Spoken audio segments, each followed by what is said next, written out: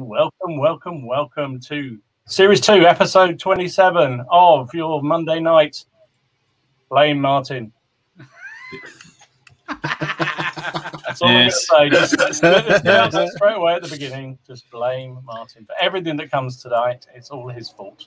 Just thought I'd tell you that. So including the heat, yes. Including the heat and the fact I'm in a very noisy room because I've got my window open and I don't care. I'm sorry if it's a little bit noisy, but it's like frigging, I don't know, the halls of Hades here tonight. I'm sure it is for you guys. How about you guys? You're well? You're happy? No. Steve, you look like you've melted. I know I keep saying this. I'm from the north. We don't get this weather up north. Up north, you don't have the sun up there, do you? No, we've had more than 3 hours of sunshine today. I mean, for the north, that's unheard of. But no, I am most uncomfortable. But no, very well, thank you. Every bit of TV coverage I've seen today featuring the north has had people in a nightclub partying it up. So why aren't you there? He's got too old for plastic to try and reform. It's got melted plastic everywhere. Oh well.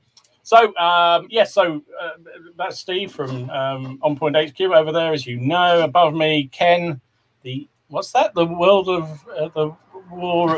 The ultra. I don't know. French git from. He's trying to upset me. He's trying to upset Martin. Martin over there on the corner. He's got I blame Martin on. I'm just going to wave my sprue at people. Careful, it'll melt if you do that. It's so bloody hot. Oh my goodness! So we're all back. The foursome is back together again. The stream is still going, just about, Ken, after last week's fiasco with those two in charge. We had more viewers last week than any other episode. Did you? I wasn't sure whether it was talking. No, genuinely, we did. Yeah, we got to like 115. Oh, you bastards! That's because all they did was talk about. You know what's going to happen? The bastards are going to split off, aren't they? They're going to go their own way. The band's going to break up. They're going to break up. They're going to go. I thought we did. Metal all night long. We didn't talk about metal. I did listen to part of it back, and I was like, in a minute we're going to talk about miniatures. I think it went for about 15 minutes where we were talking about films and metal or just music generally, and just stuff. That's why I ran out of time, because it actually overran by like 5.5 minutes because I ran out of time. It was great. You just hadn't got enough mentions of Iron Maiden or something in there, or somebody's Megadeth. I don't know what you talk about. Anyway, you should mention Iron Maiden because. Oh shit! Here we go. So we're going to be got. It's a baking hot night tonight. I hope everyone's well in the chat. Remember, the stream is sponsored by Jim, our friend from reapergames.co.uk.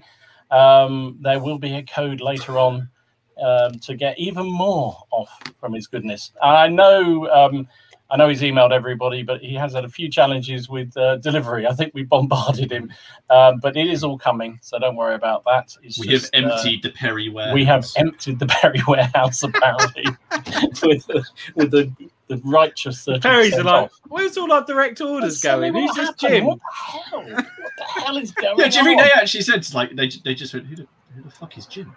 Who the hell is Jim? Like...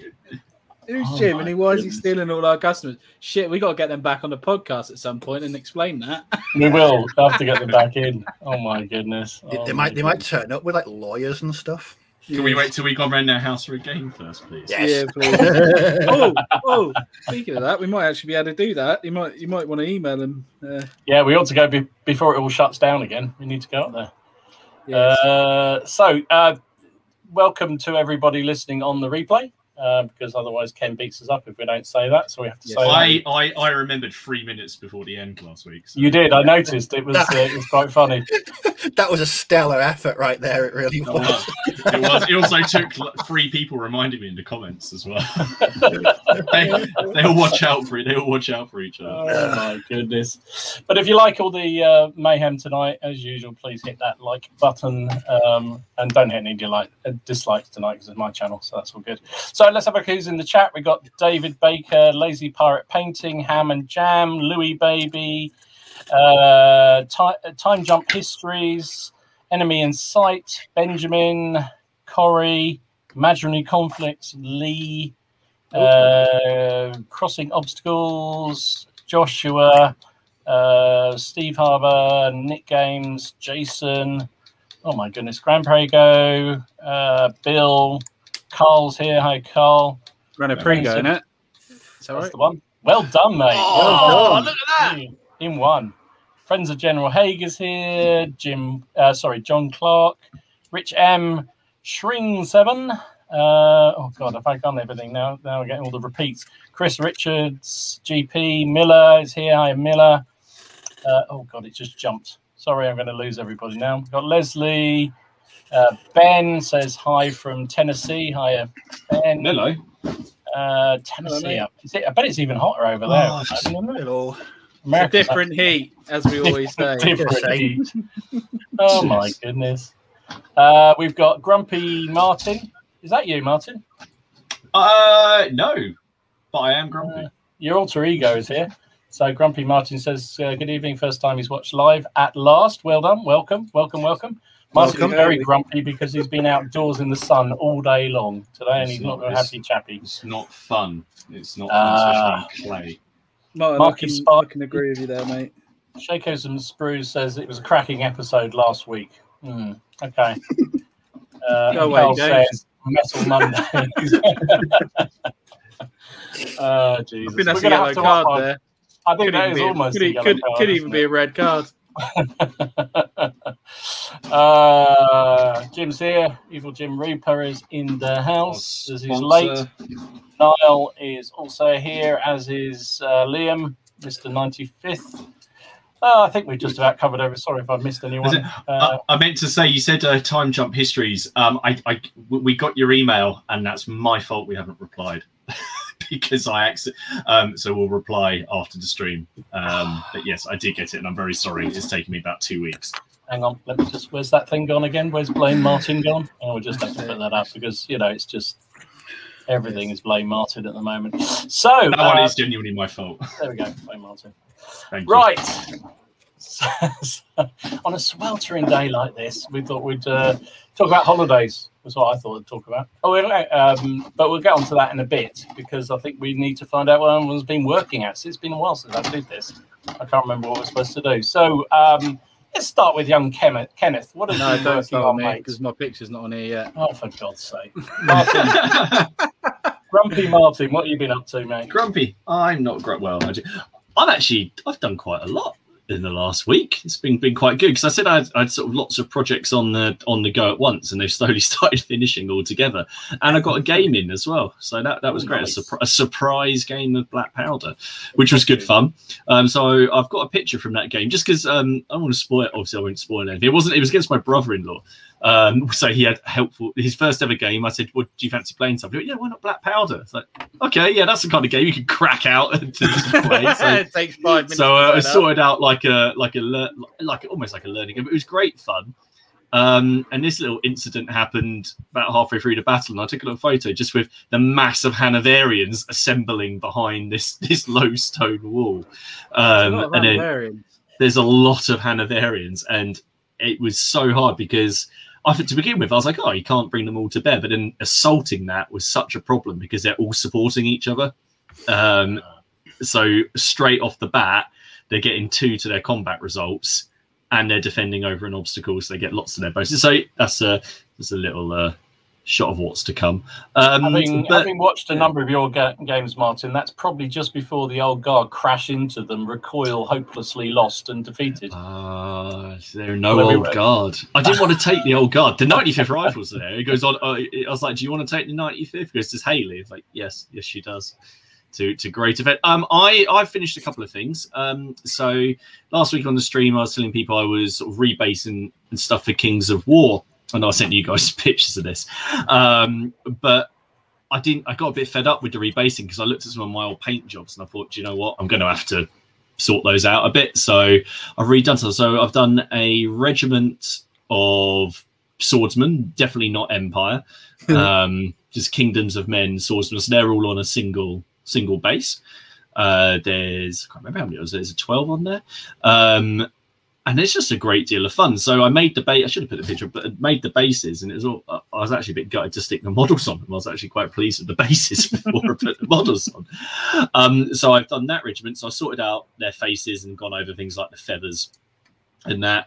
And then I did another one from a load of spares. So I just had this guy running over the rocks, and then I don't know if you can see him. There's a little powder carrying chimpanzee or something down at the bottom. But I've got those plastic gabions from Renedra. So I've used some of those, and the great thing is you can deploy both of these together to make up, because you have troops, regiments, hordes, and legions. So a horde is double size, so I can put them both together as one unit. Make that, which that's really cool, man. You make proper diorama bases, can't you? That's what you've done. Yeah, I really love yeah. It's been a lot of fun, although. There is sort of like a preferred model count that's meant to go on the bases, and there's no way you can hit that. It's impossible. It's impossible. Is that preferred by Mantic, who want you to buy more of their plastic, probably? Yeah, but it says in there, as long as it looks like a mass of troops as long as your opponent can tell that's a horde. And I think that looks pretty horde-like to me.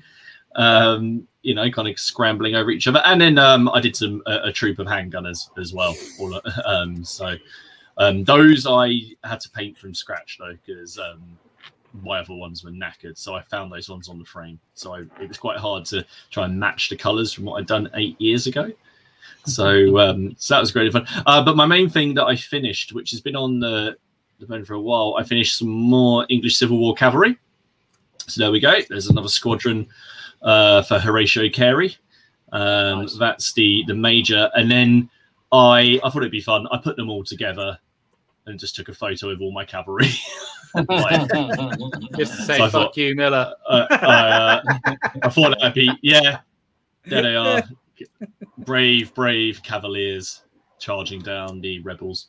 So yeah, that was my week. So yeah, I got quite a bit done. I was quite pleased, and I'm just currently sticking together some more Wars of the Roses stuff. So there we go. You see what Carl's just put here? Ken looks good. I am very moist. I'm looking at the temperature. It's 34 degrees in here. It's very hot. Very hot. Well, according to Ben, he's not saying it's hot here, but he's just seen Icarus do a flyby. So yeah, yeah. So what, have you got your pictures up yet, Mr. Melty? Yeah, they are. Go on then. Show us what you've been doing. So I've just seen something really fun. So I was on holiday last week, and normally this would be the point where you'd go, "Oh, I didn't get anything done," but I did. Hey, I finished them at last, and there's flags everywhere. Oh, they look very cool. I'm so happy. There's very so many nice. flags there. They look very cool. Whoever made you those flags did a really, really good job. Yes, yeah. Whoever did that. Are the other ones in the post yet? No, they're not. I've been out on site all day. Ken, God, it's going to be like 500 of them. Oh, it's going to kill a small fox. It's so great. I mean, I've done the ones that you bought me. I printed that one. Of course you are. Yeah. So these are the French mercenaries, and yeah, I'm very happy with them. And yeah, finally got to finish basing them and putting the flags on, and yeah, loving it. I've done a little video about them, about the Wars of the Roses of the new Ultramarines of the game. So yeah, there's a clip Don't for you. Start that. We got in so much trouble last time with all that. There's even Ultramarine blue. There's even Ultramarine blue on there. There you go. Look at that. I always feel like the French in the Napoleonic ranges are a bit like the Ultramarines and the Space Marines, because they. You what? I always feel like the French in the Napoleonic ranges are a bit like the Ultramarines and the Space Marines, because they. You what? I'm gonna have to get a new clip just of you saying something about Wars of the Roses. Wars of the Roses, yeah. But no, these are my French. Like I say, these are my French mercenaries, and Wet Mud. Oh dear God, they're awesome. That's good, isn't it? It's so good. Oh, it's my new favourite thing. I love it. Yeah, it's so nice. I now need the bigger tub of it because I couldn't get hold of the big tub. I went big straight away because that was there though. Yeah, I only go big. I've used Tamiya 1 as well for my flock on those. Yes, for the little flowers and stuff. And yeah, so guy that's dealing with that is Pierre de Brie. I want to say Breeze, but it's probably not a Brett. How do you pronounce it? Bray. I think it's Bray. Breeze. Yeah. Fabrice.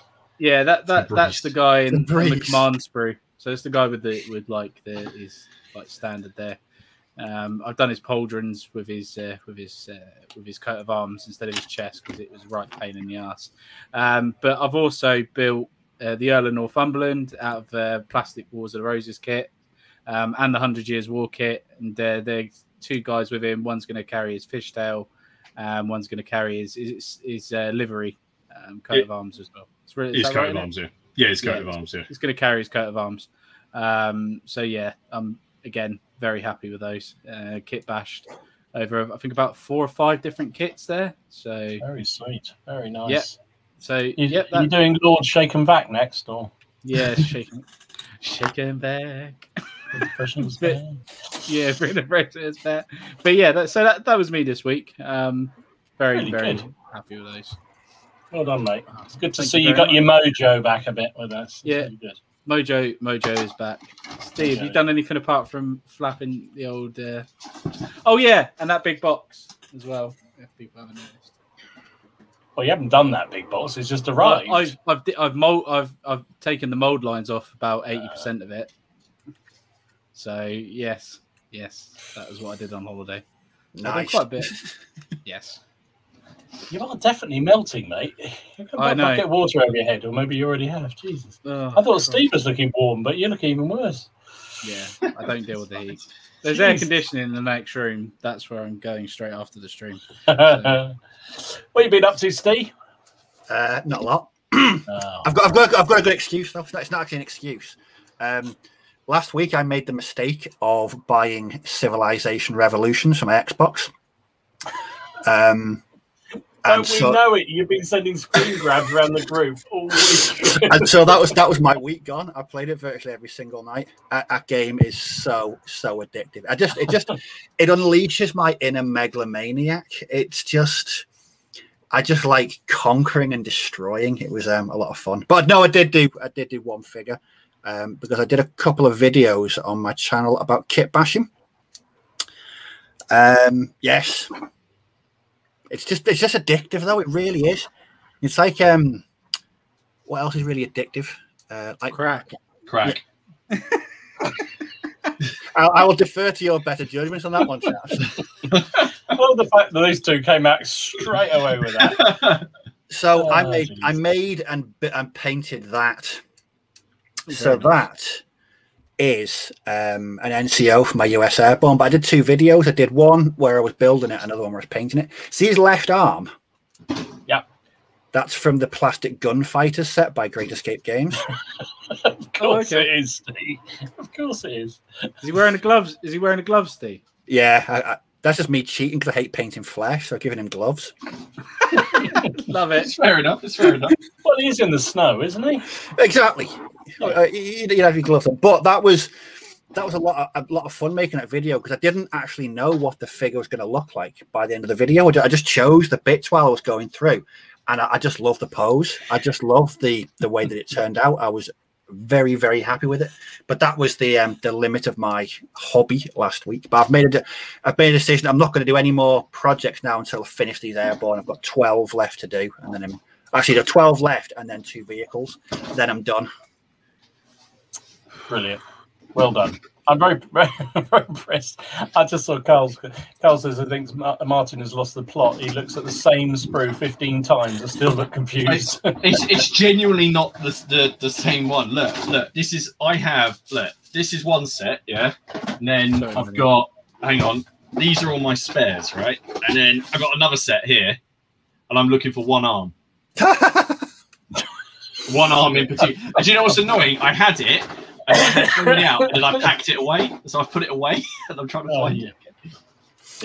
One thing I did make today, though, was this. Oh, yeah. I saw that. Oh, yes. Looks really good. That's cool. That's my my TT Combat tailors and hat. You know the best thing about this? It's a great size, and it smells so nice. It's just laser cut MDF is just the nicest smell in the entire world. When a box comes to the door and you uncut it, and there inside is a whole load of MDF. Well, that waft that comes out. So I bought 10 separate like buildings, etc. But that combined with this stifling heat, my entire flat has just smelled like wood for the past since Thursday. It's very, very nice though. I don't normally go around sniffing buildings, but this is. Is that, yeah. I love it. Oh my god, they're just sniffing. I've got some chopped up sprue in front of me here. Chopped up sprue. I think it's a yellow card coming in a minute for you. Nice. Yeah. Oh dear. So that's good. Well, that's brilliant. Obviously, I was away, but I have still done some bits. So there's some bits I did before I went away. You did. So these were some samurai I did before I went away. Finished them just before I left. The 6 plastic samurais. They were fun to do. I hope I haven't lost my mojo on samurais. That's all I'm going to say. And then this was definitely a Blame Martin. Well, how did? Oh, I showed you Titan Forge. Yeah, you did. You showed me the Titan Forge website, and I thought, oh well, actually, this was a combined Blame Martin and Blame Steve thing, because you showed me the website, and Steve, you said about Warlords of Everon or whatever it is, have a samurai list, and I thought, oh, that'd be fun, so I can expand my samurais into... Well, can I just say, on the note of your samurai, I thought this was kind of related to it. If you got room for, could you kit bash? So Iron Maiden have announced a new album today, and the new Eddie, if people know Eddie, is the new Eddie, which I thought was ace. I think come on, you got giants in there. You can find room for an undead samurai Eddie in there. I'm not the kit basher guy around here. I'm just the one that just slaps them out and gets them out on the table, mate. That's all I'm saying. Maybe slapping it out on the table. Changing him very slowly. We're getting there. You got him on Wars of the Roses now, so he's going to be. He's got all those kits now. Well, there was a comment further back which I did see was apparently last week was the best week ever because of all the metal talk. So maybe that's the way we need to go. That's all I'm saying. I'm just we should have a Westlife week, Dom. If you can find, I will come and I'll watch it, because I think that'd be hilarious. I think I will still be here for it, and I just for the, I was about to say for the crack, but that's like.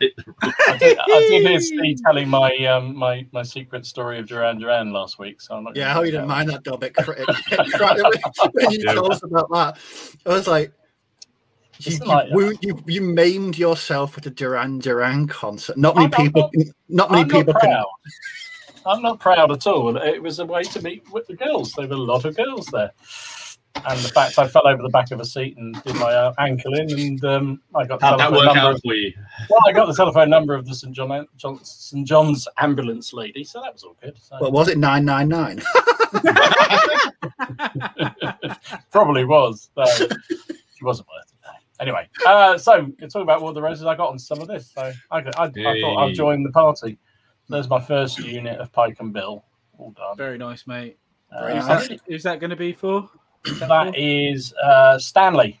I forget which Stanley. John Stanley, that one. John? No, William. Tom, well, no, that's Thomas. Sorry, that's Thomas. That's Thomas, that one. Yes.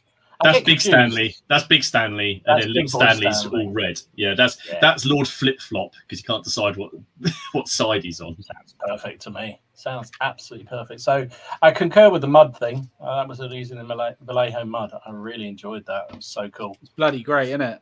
So good fun. So I did a cannon as well, because you got to really. Yeah, that was just great. It was really good fun. So yeah, that's what I did. I've done that since I came home. That was really good fun. And making those models was so good. They're so easy to make. I mean, I'm not, as you know, I am not a model maker. But are they 6 mil though? That's right, mate. They are. Shut up. Yellow card there. Up there. Right there. He's only just joined the stream and he's already got a yellow card. Look at that. Oh, fucking brilliant. Jesus. Right. We need an animation. We do actually, yes. Martin, I don't think we yellow carded anyone last week, did we? I think I yellow carded Dom. Yeah, you did. Yeah. I think I yellow carded Dom very swiftly at the beginning of the stream, just because I was like drunk with power. It was madness. It was madness. It was like the inmates taking over the asylum last week. It was ridiculous. We were just trying to purge all sort of like remnants of you two just for a week. What have we done? That was Luke's comment. There you go. You're going to have to work hard through. And Bill says, Martin, were you suffering sunstroke while digging? He did in North Yorkshire. I think I did. I kind of got to that phase where I was shivering and it was really hot. So I think that's bad. Mate, it was horrendous today, wasn't it? I'm not going to lie. It was really, really bad. It's when the mud or the ground that you're digging in is harder than the tarmac on the road because the tarmac is melting. you know it's going to be a bad night. Yeah, you do. Yeah. So who else we got? So hold on, more people. We've got Sophia's here. Hi, Sophia. Hello. We've got White Stag says, "Evening, gents. First time watching live. Looking forward to this." Brilliant. I wouldn't get your hopes up, frankly. I mean, apparently this is all downhill. It was last week you've been watching. Apparently. Well, it's only once a year. It's like it's you two. You two just have to make sure you organise your holidays together, and we'll get our annual. We had a doubles tournament. We had to do and go and do 40k doubles. So, sorry, exactly. Yeah, Let's use my Ultramarines. The French ones. Yeah, the blue ones. Oh, Jesus. We've got Paul Morris. Hi, he's here. Travis is in the house. Hi, Travis. Yeah, Travis. White Stag is one for you, Martin, because it's #Blame Martin Day. 28 mil Wars of the Roses. Unsure what livery Lord to go for. Are you doing? Do you want to be Lancastrian Yorkist, or do you not care, or do you just? Or are you going to be flip flop like me? Do you just want somebody? Because if you're going to go Yorkist, just paint them Murray in blue. That's the easiest one to do. And if they're going to be Lancastrian, just white and blue. That's the easiest way. Or you can be that guy from Wales who turned up at the end, and you could do them green and white. But no one wants to play him. Oh yeah, I got to go to one of their castles actually, or someone's castle, didn't I? Which one? Yeah, it was one of Herbert's, wasn't it? Or Yes, it was. He was Murray and blue as well. Yeah, it was quite cool actually. I was quite enjoyed that. To be fair, it was quite interesting. I was looking out for like the Wars of the Roses stuff, and yeah, they mentioned it on a couple of plaques and things like that. And they were even growing white roses, mate, in the garden for York. I was like, it's not on.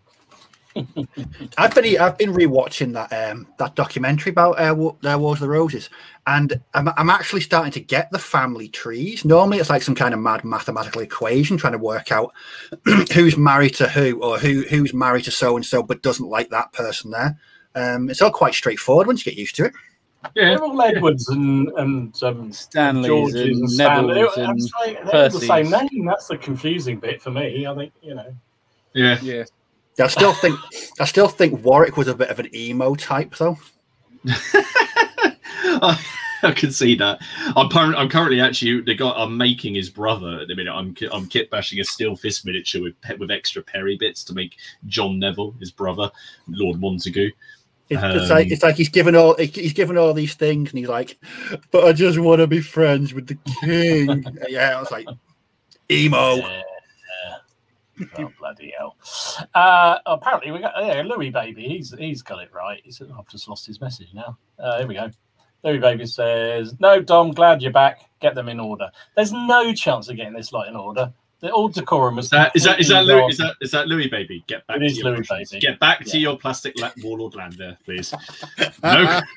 Leslie says no. Apparently, they're excellent hosts last week. Thank you, Leslie. We appreciate even Leslie's turn. Jesus. Thank you. Thank you very much. We had a great deal of fun, but we're very glad that we're glad you're back. These two are back. Yeah. Right. If you want to watch the spin-off, we're gonna do it on Wednesday night at 1 a.m. Bastards, all of you. So see what people are working on. Crossing Obstacles is doing his 50 mil Austro-Hungarians. That's good fun. Lots of white. That's all I'm going to say. Miller says a bunch of wobbly cavaliers. I think that's reference to your cavalry. Martin. I just realised we didn't say. Hang on, Martin's done cavalry. Jesus. Yeah, I know. I've only got 3. It's Napoleonic cavalry. Yeah, it's Napoleonic cavalry. It keeps on. Yeah, I've got 3. Is it 3? 2 or 3 units of Napoleonic ones left. But like I said, I don't have any problem with any other period of cavalry. Just not Not the bloody Napoleonic We code. should stop reminding him, then he'll forget, and then it will get to the end of the year, and then he'll have to like. And we're really catching now. What were you going to do? What were you going to do by the end of the year? Was it finish my Wars of the Roses? No, but no. What was tell it? the truth. I can't remember. What was now. it?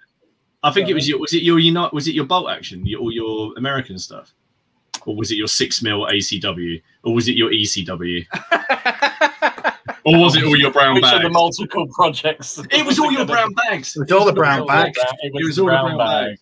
Yeah, it was. Well, technically, I've done all the brown bags because they don't exist anymore. I opened them all. That's cheating. That doesn't count. SJMT66 says he actually was doing his Numidian light cavalry. That's always nice. fun to do. I like them. I've got loads of Numidians in the garage of shame. I must go and get them out sometime over game. So Anthony said, lovely cavalry, Martin. So next on the table, Nay's charge at war salute. Not a hope. Not a hope. I've got enough. I could do it. I could put yeah. You're all Nay and all my cavalry. I could put them in it. Jesus. Travis is working from home, so that means he's doing lots of painting, probably. That's what we all do when we work from home, isn't it? What else is everyone else working on here? No, I think that's probably it. Right. Oh, so Alex here in the house. Hi, Alec. Nice to see you. I haven't seen you for ages, buddy. We need to get a game on the go. And Bill says, rename of the channel MDF Crack Podcast. Possibly. MDF is the thing. But Bill says, headline news tomorrow, 4 gamers raided by police overnight. Yeah, I think they'll get us on a lot of other things, to be honest. Right then, gents. So before we move on, before we go anywhere else, I've lost the thing now. Where's it gone? Oh, shoot. I'm out of practice, mate. Let's do that one. Right. Birthday. Holidays. Me and Ken have just had a holiday.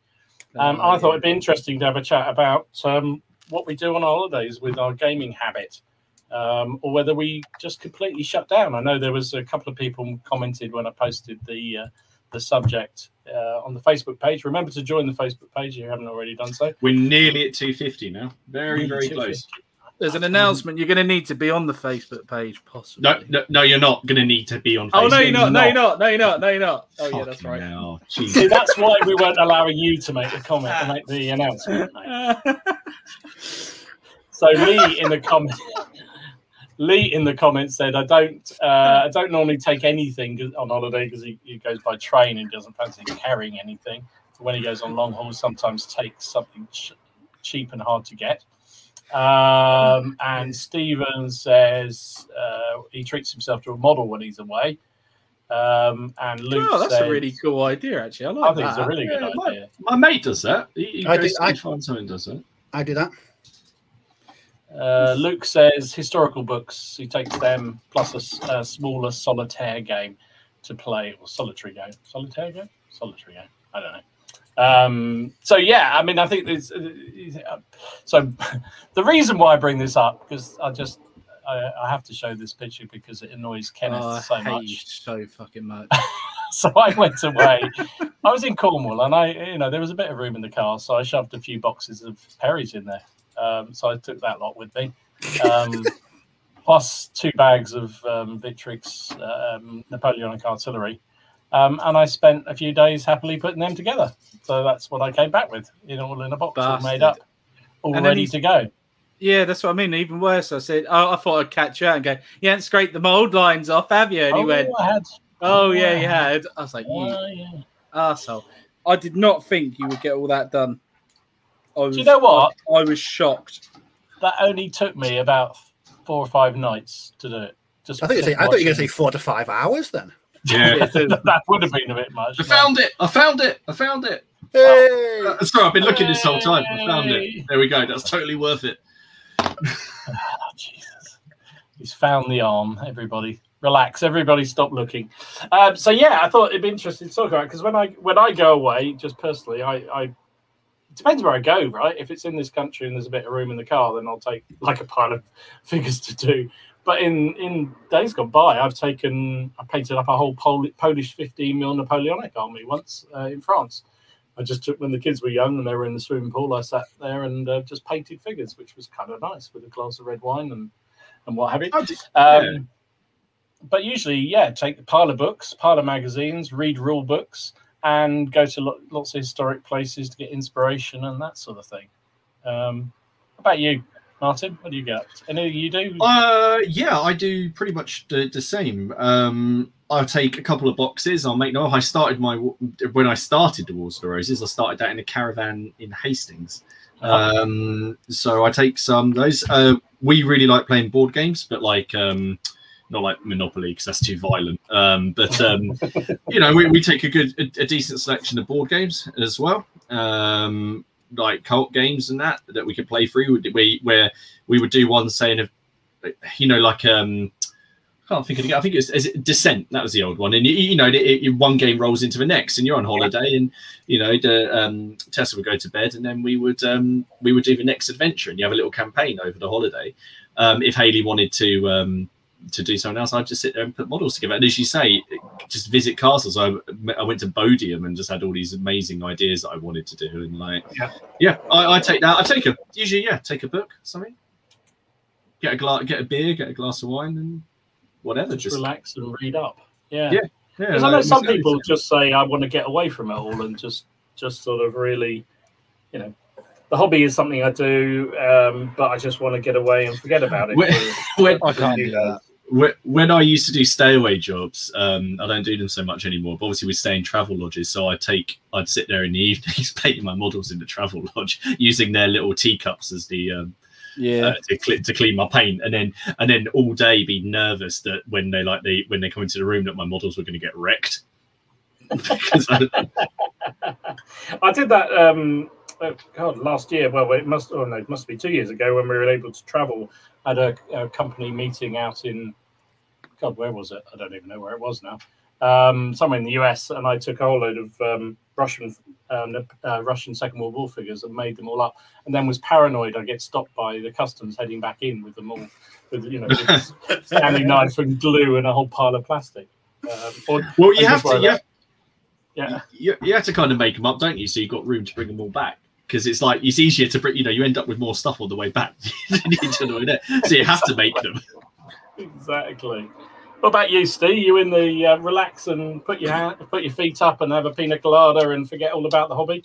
Yeah, I don't take anything with me. I take my Kindle, so I've got something to read. Yeah. But I will always make a habit of finding the local game store. This is for two reasons. One, so I can pick up a few choice items. Yeah. And two, so I can see my girlfriend in them. It's great, isn't it?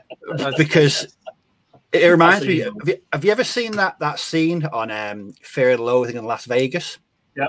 Where they show up at that weird sort of it's like a casino fun fair type thing, but they've been doing narcotics and they're a bit. Ugh. I imagine that's what she feels like when she goes into any of these game shops, because all she does is it's like, how much is that? How much is that for what? And it's just prices and size, and it's just entertainment all around. But so you just like to wind up your girlfriend. I love it. It's a good a reason as any. It's just because I always find it anyway, because I do like a point. If you're somewhere, you go and find whether there's a local game store or not, and go and make a couple of purchases. But taking a non-gamer in with you, it just elevates the experience to great entertainment levels. It's a sight to behold. I'll put it that way. But no, I don't do any modelling while I'm away. I have a clean break. I'll take a couple of books. Relaxed time, is it for you? I'll take a couple of books to read. Have a few nice beers, bottle of wine. But no hobbying whatsoever. Good for you. Good for you. And there's some people that's perfect for. What about you, Kenneth? Do you complete rewind? Do you plan your next failed project? Do you what do you do on holiday? Can't live this down at the minute, can I? Bollocks! I've just dropped that poleaxe. Shit. So with me, I tend to take something with me. Like I took that box with me last time. Just to do some sprue cleaning up. I don't really take any painting stuff. That's going to be amazing, because when you put down eBay, you're going to be able to say, look, it's been all the mold lines have been removed. It's going to say that's such a selling point. And you can say it's featured on the Plastic Crack podcast. Yeah. I'll even sign it for you. I'll sign the box. Ken, is our faith in you really inspiring you to keep going? No. Yeah, I know. Well, good for getting your mojo back. We're going to wreck it. We're going to take it away and jump up and My down. mojo's been gone for about 3 months. It feels like it's ever since I finished my French. Since I've done those, it's just gone. But no, on a serious note, I do take something with me. I sometimes take rulebook, but that had a book in it anyway, so I was reading that. And I'll listen to audiobooks or like Martin, I'll go to castles. Laura doesn't mind actually going to castles. She's been to a few now. She went to Warwick Castle. That was I remember the video. I remember there is a video on my channel. Yeah, if you want to see Laura walking around Warwick Castle, like, what the fuck is this? I just like how annoyed she's getting with you when you film her. I know, it's so funny. I was sitting there going, she's going to push him off the battlements. It's going to be amazing. It was actually really cool. But like I say, we go to castles because it's like a nice little day out, a bit of walking, a bit of history and stuff. I like that. But also, I do take her into like the Warhammer shop if there's a Warhammer shop around or a local shop. Even though I don't even play Warhammer, I took her into the one in Bath we've just been in. Yeah, so go into there, and I just I literally turn around and say, your French, is it? Yeah. I literally turn around and say, Laura, everybody's staring at you right now, and she looks around and people are just staring at her like. Because she, and then she sees the prices. Then I swiftly take her out. But then it's not too bad because it's all the Lord of the Rings. Out of the shop. You don't. Yeah. Just like, yeah. She's like, didn't you used to collect these things? And I went, let's go. It's just the Lord of the Rings stuff now. But yeah. And then I show her a box of Perry's and. She seems to get a bit happier that they're only so much. So it's just that you're going to buy 500 of them. Don't tell her that. but yeah, I do tend to try and find a local game store or something like that and just go and have a look because it's just nice to go in there for half an hour or something and have a peruse. And yeah, definitely. It is fun, isn't it, going to look at different shops? I have to say, I do like doing that. And even when when you go places like America and stuff and go and have a look at some of the shops there because they're just so different. Yeah, I bet the shops over there are just like so awesome. I was trying to see where that shop down Somerset Way, I can't remember what it's called, Incom Gaming, but that's in Gloucestershire, so it wasn't too far from me. I was going to try and go down there and have a look, but we didn't go to Gloucestershire, even though I wasn't too far. We went to Bristol and Bath and all that. Went into Wales. But yeah, no. Lots of lovely castles around there, Ken. There was a hell of a lot of castles around there. It was just like, where's the nearest one with Google Maps? And go to that, basically. And it was free because it was in Wales, which is even cooler. Yeah. Definitely, Warwick Castle was probably the best castle I've been to. And I also liked we did go to a lot of castles, actually, because we went to Arundel Castle as well, just down the road. That's a nice castle. It's a massive castle to walk around. Yeah. Like the grounds are huge, and the chapel that's on site there is very big as well. And the history in there is awesome. Do you get the same kind of? I get completely caught up in the history of these places. So yeah, we didn't do many because there's not an awful lot of real ancient sites down in Cornwall where we were. There's because most of them are ruins if they are there. They're or they're into sort of country homes. But we did go into one, and I posted this on my little chat thing. This is a standard I saw. So we went to this country house which was in the middle of nowhere, and it was only a tiny place. But it went back to medieval days, and this is a War of the Roses standard by this guy. So I had to then spend the next couple of. Is that a fishtail, or is that too small? Yeah, it is a fishtail. Yeah, I think so. It is, yeah. They basically, depending on how important you are, they're bigger. Bigger it is. Like there's a certain yardage, like in the medieval period. The bigger flag, the bigger you are. Well, there was set yards, and there was a guy in each village or town who. So when people were selling cloth and things, there was like certain set quantities, and he'd come around and stamp it. And funny enough, we've actually found some of these stamps, like the actual wax stamps, on a couple of the sites I've been on. But basically, I can't remember what he's at. Is it the Ornage stamp? Basically, he would come around and stamp it and go, yes, this is this weight, or yes, this is this much cloth. and similarly for the flags, they had set yards for like, you know, for like minor lords, or then the kings, which is like going to be dragging along behind him on the floor like the train of a wedding dress. I love all that. I mean, it's so from that standard, I had to go and research it. And the guy there is, like you say, Martin. He was a minor lord, really. He was a member of parliament and a courtier, but nothing much else.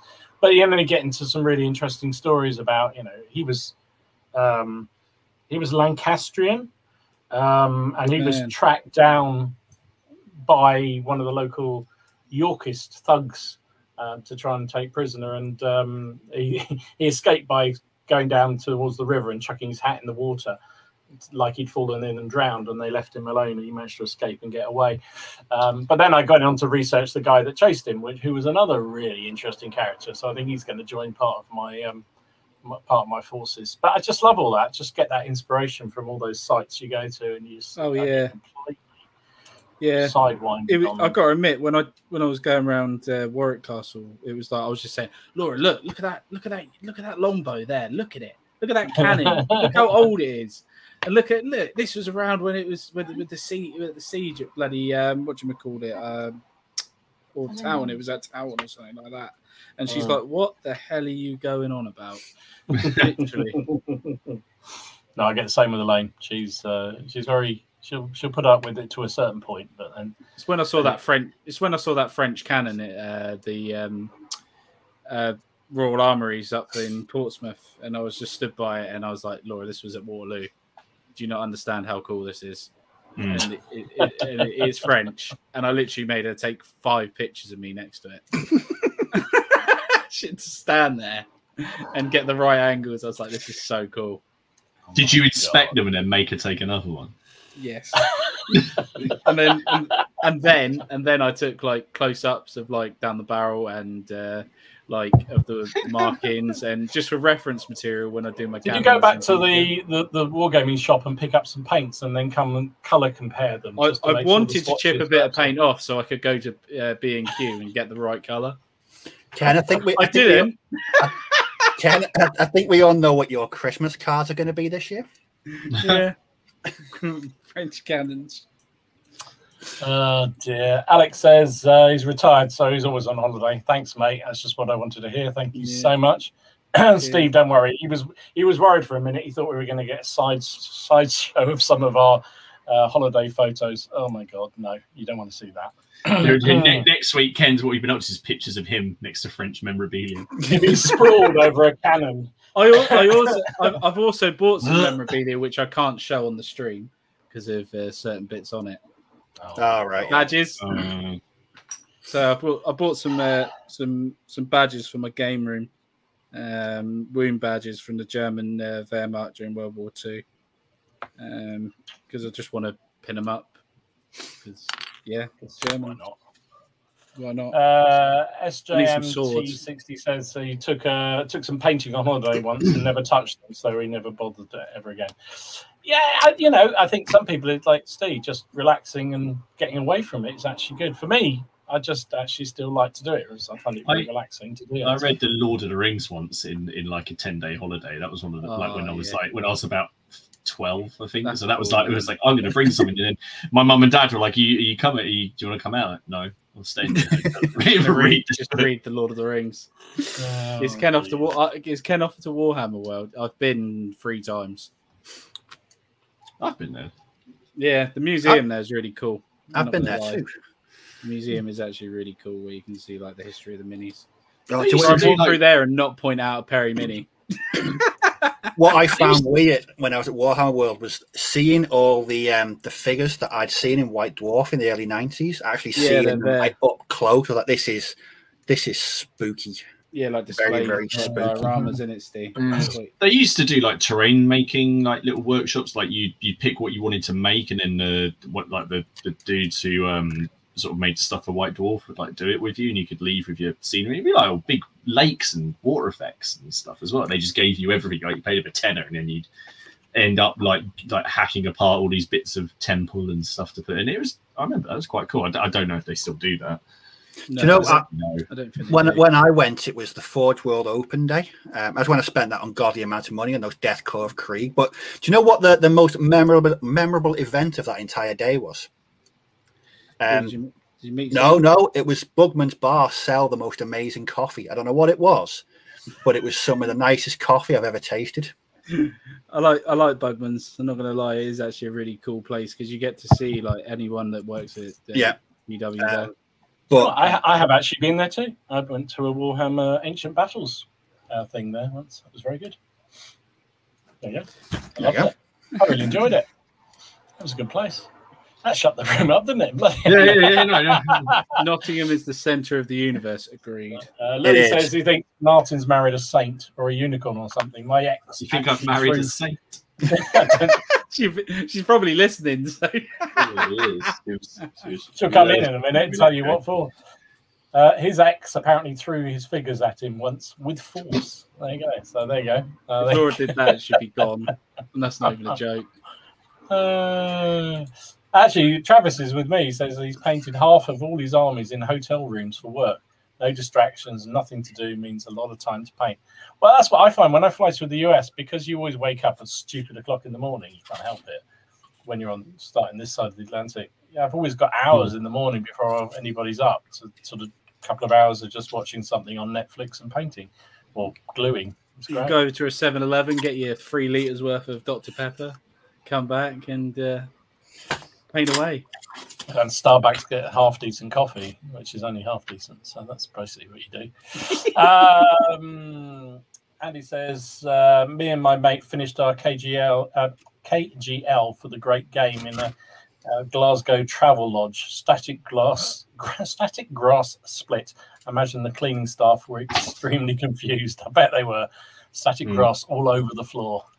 It's the weirdest kind of weed. Yeah, you're right, mate. You're absolutely right. And I don't get this one, Matt. You're going to have to explain this one. He went I read that. He went to Cornwall, but lost 6 boxes of Perry's in the sea. There's some bloke on an oil tanker now with a full... What are you doing, like going out there on like a pedalo or something, and I'm going to make my bosom of roses out? What do you do with Perry's at sea? I don't get it. I've just got this image of Matt now on one of those, like a pedalo swan. Yeah, it was Perry's trying to do him. I know the Perry's can do anything, but it's Perry's like make them not float in the sea. No, I know. Oh, I'll tell you, that's a challenge. Remember years ago there was that extreme ironing where people were taking photographs themselves doing extreme hobby. Yeah, extreme hobby. Where's the strangest place that you can stick something together? Now that is. I'm glad you said together. Yes. It's like, I thought you were going to say, "Where's the strange place you can stick something?" I thought that was. We definitely would get shut down with that one. Jesus. No, that's quite fun, isn't it? Here's me bungee jumping while dry brushing a Sherman tank. I wonder if you could get away with hobbying on a plane. Is there anything that you couldn't take a knife, obviously? Well, you couldn't get the glue out. No, if you had paint wouldn't be allowed on, would it? No. I suppose you could whittle. Probably limited then. You could whittle something from the airline bread. You could use the coffee granules to base. Actually, Steve would be fine because he'd be making some kind of basing material out of whatever they dished up for him. Oh, yeah. Mate, wouldn't that be cool just to give like Steve a plate of raw food and just say make a base out of that? Ready, steady base. That's what Matt says. He likes the old model shops at seaside towns. They still got airfix kits and some little bargains. That's very true. I remember going to some place in the back of Beyond in Wales where they had a little model shop, and it was great. You picked up some really good stuff. I went into a proper old school model shop in Llandudno one time, and it was like stepping back in time. It had that model shop smell, that aroma. It's quite. So hang on, tonight, Steve, we got the MDF smell, we got the plastic crack smell. Now we've got some old modelling shop. You don't need to self-isolate. You got a change in your smell and taste. No, I just love the smell of old model shops and MDF. And what else is there? And new rule books. They're always good. Oh, new rule books. Oh, the new rule book smell. Yes, I did get that. I did get that big waff when I opened that box. It was very nice. I don't think I want to know about your big waffs, Ken. Lots of talk about Warwick Castle. It is a good castle, but it's very somebody's. I think Leslie described it as a bit of a cartoon place. It is a little bit, but it's really good fun still. The Falcon show's freaking awesome. Really good. Really enjoyed that. Have they still got that big trebuchet there? I remember they had a massive trebuchet. That was yeah, we've still got that. I remember my kids we bought them some bows and arrows, and they proceeded to shoot each other all the way around the castle. It was hilarious. Evil Jim Ripper says, was Ludlow Richards of York's castle? It was largely Yorkish, wasn't it? Yeah, it was, because that's what I just tried to capture in that campaign that we're playing, and because the Lancastrians have it. And no, it was, Ludlow is traditionally York, as in there, it was Richard of York's, because it controls the Welsh marches. One of my favourite places. I love it. Fantastic.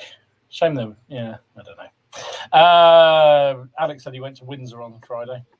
Awesome, of course. The castle there is fantastic. But the Queen was in. We didn't get a call. No. She doesn't let you in very much, Alex. She's probably self-isolating. So anyway, lots of people do some really interesting stuff. I think it is interesting. I just think it's one of those things that just helps me to enjoy the hobby more. I remember years ago taking things like army lists and just building armies off books and just. Oh, you've done that. I've planned out bolt action lists on holiday. There you go. So there's some hobby. Yeah.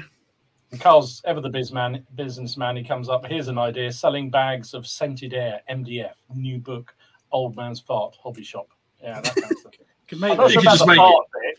You could just make a range of scented candles. Air freshness. Yeah, like how do you want your wargaming room to smell? I want MDF fresh, poly cement.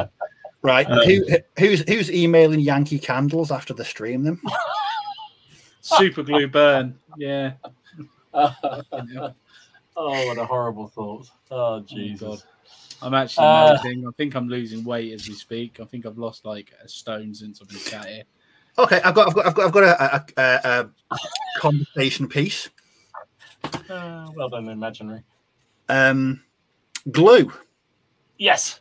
I was asked the other day why I use super glue. Yeah, that is, especially for plastics. Even I find that strange, too. I'm not gonna lie. So what are people's glues of choice? And I mean for hobby, not for recreational purposes. Good clarification, thanks, Steve. At the minute, I'm having to use sprue glue at the minute because my poly cement is in that box, and I really can't be bothered to get it out. But I'd normally for plastics poly cement, then I'd use super glue for metals. It's not poly cement, it's plastic glue, isn't it? It's plastic glue that. Yeah, those little blue ones with the Humbrol one. I use that one because it's got that long thing, and you can use a lighter, and that's why I use. It's a really good question. Why do you super glue then for plastic? Why do you super glue everything? I always do. I use super glue on that MDF building. I've done that. Yeah, I've done that. For the MDF. Gorilla glue. I wish I used Gorilla glue because my hand is easier to use. I think the only person I know that uses super glue on MDF buildings is Nick from Two Fat Laddies. Who did a video where he said don't shout at me because I'm using super glue. No, I've used super glue for years, but specifically this stuff, which is super glue gel. Because I've used that. Christ. I've lost it. Anyway, it's brilliant. It's just you have to use so little. It's really you can work it. I always work with a cocktail stick. And, you get a lot more work time with it, but it bonds like nobody's business, which for me is the main thing. But no, I was just shocked. I thought everyone used super glue. No, you are the minority, I think. But not for plastics. No. I find it just. I mean, maybe using your cocktail stick is the right way to go, because I just it goes everywhere when I'm using it, and I end up super gluing them in heads to my tips and my fingers. The stuff I use, it's trigger control. It's got two squeezy things on the side, so you can regulate how much comes out. Yeah. And the standard super glue goes everywhere, like Billio it just splashes everywhere. Yeah. But the gel with the precision control. That's why I think I'm on a special list on Amazon. I buy so much of that stuff. I might as well have shares in Loctite or something. I have used that stuff, Steve, and it is actually pretty good. It just I was probably using it a bit too heavy because I ran out pretty quick. But I've actually lost mine. I can't find it. Well, the problem I get really frustrated with super glue because it just seems to gung up the that's the right word, the tip before I finished it. So I can see loads of glue left in it. Yeah. Yeah, like that. Yes. Yeah. Rusty. Yeah, and no matter how much, and I do wipe my tip after I've used it. So can we get a little card, Dom, for that, please? Oh, that's a clip coming there. My super glue tip, I'll have you know. The other one I let drip dry. So yeah, but it's still just I don't know. It just always gunks up, and I can't. It annoys the hell out of me. Does anyone use a glue gun? Yeah, I use it for building terrain. Mine. I'm not gonna lie. Mine scares the shit out of me. It's terrifying. You just don't know if you're going to burn your fucking hands every 2 seconds. I don't like using it because the stuff comes out like napalm. Yeah. You get it anyway. It's so painful, isn't it? Anyway, in your skin. Oh, no. I mean, I'll be honest, I didn't pay a lot for mine. I think for £10, I got the glue gun and 100 sticks of glue. For a Hobbycraft special. No, this was an Amazon special. Oh, right. I think I got the same one as you, Steve, because I got something very similar to that, 10 quid and like 100 sticks. Yeah, and every time I put it on, I'm like, the stand doesn't work properly, and it makes it funny. It makes all this spaghetti come out everywhere, doesn't it? You attach something, and then it starts, setting so quickly. You end up with these great long spaghetti things. I don't like that. Although there is a way to get around that. There is a way to get around that, and Melda Terrain Tutor did a video on that and how to stop it doing a thing, and you blow it. So when you go in, blow it, and you put it out. It's not even a joke. It works. It fucking works. I just. I use Gorilla Glue. I use Gorilla Glue wood glue now. So I use Gorilla Glue gel, super glue. I use Tamiya cement for doing plastics, and I use the extra thin or the normal one, whatever one that is. The green one. Oh, that's the normal one. The blue one. I used a Gorilla Glue, this massive one of, well, I say massive, this thing here, for doing that. But it expands, doesn't it, when it dries? So if you put it on bases to do your flocking and stuff like that, or say you put down your base layer, it slightly foams up. So you put it around and it kind of like, so you don't have to put filler on them and stuff. So I don't know if although what I did find was that I think it's got some quite strong vapors, because I covered my models in the whole bases in all of the ground covers, and I thought I'll just leave that on there, and so the models were up to their necks. And then when I came back and I was going to shake off the excess, they were stuck up to here, and I had to poke them out of a cocktail stick and like clean like everything, because it was No, I use when I was making those really big Stalingrad bases last year. I used Gorilla Glue to put all the bits and pieces. It was fantastic. It worked really well, and it's quick drying as well, which is really good. But yeah, I use a lot of Gorilla Glue as well. So lots of love for Evil Jim, sponsor to this channel. He says Blue Revel Plastics for his plastics, Gorilla Glue Gel for his metals. Yeah, I think that seems to be fairly well. See, that Tamiya X3, I see people using it, and I tried using it as just like a normal plastic glue, but I found it didn't set very strong, and I could snap bits off really easily, and that's what I was doing with my Napoleonic. So I stopped using it as that. Maybe I meant to leave it longer, but I wanted to just crack on with it, if you know what I mean. I like that. It has to be, for me, it just has to bond long enough to be able to twiddle things around a bit, so that they, because invariably they're not quite in the right place, but not so long that you can't do when you put it down, it head falls off immediately, that kind of stuff. So yeah, that's why I like that. That's why I like that stuff, mate. That humble stuff for plastic. Yeah, I like all that. That's good. Yeah, it's weird, isn't it? Everyone's got their own preference. Everyone has their own thing. No, I get a bit fidgety if I've not got at least two things of super glue on my desk. If I run out of super glue, it's like some kind of existential crisis moment. No glue. It's just one of those hobby things. You've got to always have glue in, otherwise you just can't hobby. Yeah, because the day you run out of glue is the day you want to stick a load of models together as well. Exactly, and that happened to me the other week. Remember I managed to go. I went to Amazon at 8 o'clock at night, ordered two tubes, and they were here the next day by 11. That's service. Amazon is the best, isn't it? Absolutely the best. Louis Baby says, I use cheap super glue to cover things like spears and such to give them strength before undercoating. Oh, that's an interesting option. I've never done that, yeah. It's a very interesting thing to do. I've done it when you invariably break off a bayonet or something like that and you want to super glue it, but then it builds up this massive great thing and it's horrible. Anyway. Oh yeah, somebody else. There's lots of love for all the same sort of glues. Everyone seems to use varying degrees of glueness, but and Corey says, "I'm with you, Steve. I always pick up an extra tube when I'm at the hardware store." Yeah, if you're going to buy one, you've got to buy about 5, haven't you? Really? Well, I've got an unused one here, so really good to go. Jesus, should we do a bit of news on the doors? Things that we've seen. Let me find. Oh, we can play the video, can't we? Hang on. Yes, we can.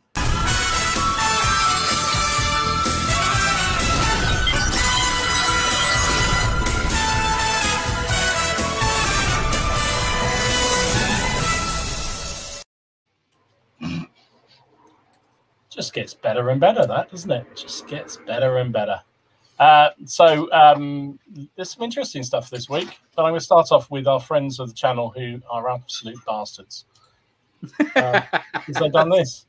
I saw that. I wet myself laughing as soon as I mean, what are they thinking of? I was like, Dom was like, add to cart, wasn't he? It's not nice. And then they did a deal as well. So they've launched their Franco-Prussian, as they said when they were on our channel a few months ago now, showing us what they were doing with the greens for these Franco-Prussian figures. They have launched I think next month, they're taking pre-orders for the plastic Prussian infantry. At the moment, there's 2 boxes of them. So there's one sort of more marchy type ones or advancing type ones, and then more skirmishing type ones, but they're all pretty much the same, I believe. Yeah. But usual tremendous value, 39 figures for 20 quid. And if you buy 3, you get this free metal commander. Don't forget, you can go through Jim as well. Yes, which is a good point. So obviously our show sponsor is Jim. Where's the thing? Here we go. So reapergames.co.uk, and he has confirmed he will have some of those Prussian plastic figures. So I don't think you can do that 3 and get 1 free offer, 3 and get 1 metal figure free. Yeah. But they will be at least 20% plus the extra code that we'll give out towards the end of the show. So that will be quite a saving if you are interested in buying those. Oh, look, Shake and Spree, 3 boxes ordered. # I blame Dom. That probably was my fault, to be fair. I saw it. It literally this afternoon, I was sitting and it popped up and I went, wow. Oh, my goodness. But I haven't actually ordered them so far, so I am waiting because I believe it or not, I showed restraint twice this week because I didn't pick up Ken's leftovers. And yeah, no, you didn't. I was very disappointed in that. I know. I thought I had some guaranteed money coming in then. And I was like, then when you went, no, I'm not going to have them. I was like, oh, okay. That's what I'm going to do. That's what I'm going to do. I have to find somebody else to do it. I'm going to have to take some time to sell them. Jesus.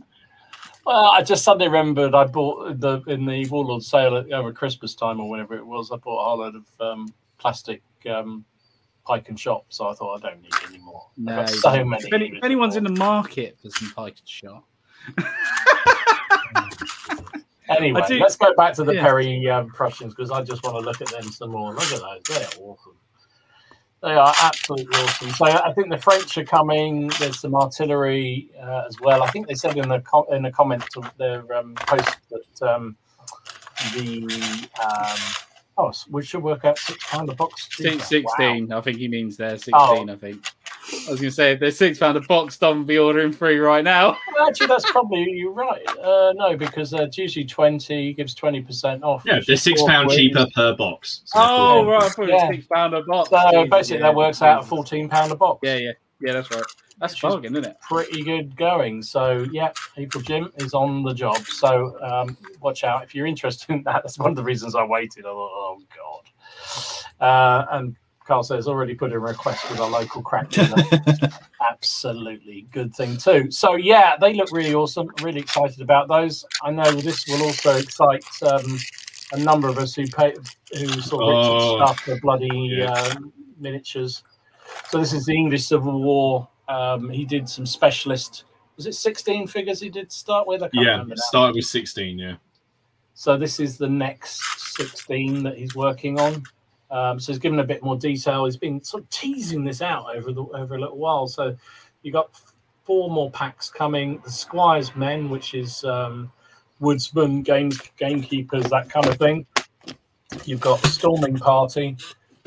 You've got Night Watch and Moss Troopers, which is basically a whole load of sort of gangs and soldiers who've escaped from the war. So you'll be placing your order for those, Martin, when they pop up, I'm sure. I will definitely be placing my order for those. I've been mixing them in slowly with my other stuff. I mean, quite a few of the ones I've got so far are going in with Dragoons. But yeah, I think some of those are awesome. The first wave was superb. Really, really nice. I'm not sure I need them, but I think those might actually have to be bought because they just look so good. And then I can just go, bye, Martin. That's always fun. So the other thing I saw was our friends at Warlord Games Atlantic have started off they're going to start a whole new range of late Romans, sort of Dark Age period. So this is the first box set that they've launched. It's a bit confusing, the story they posted up, but from next month they're doing a box of late Roman legionaries who are all wearing mail. Just mail armor, which look really nice. And I think you get about 20 of them in the box. But then they're going to do these army builder sets, which will have 60 Romans to then bulk them out. So the idea is you buy this box set for the commands and all the sort of specialist figures, and then you buy the army builder set, and they're going to do Romans and Gothics, which is kind of cool. I like the mod. I like the way they're doing it. It should. It's quite a good way of doing it. And the other one I saw was we've talked about these before, but this is Victrix's 12mm. These are the renders for their upcoming Soviet troops for the 12mm, which do look really nice, really nice. What do you reckon to them, Steve?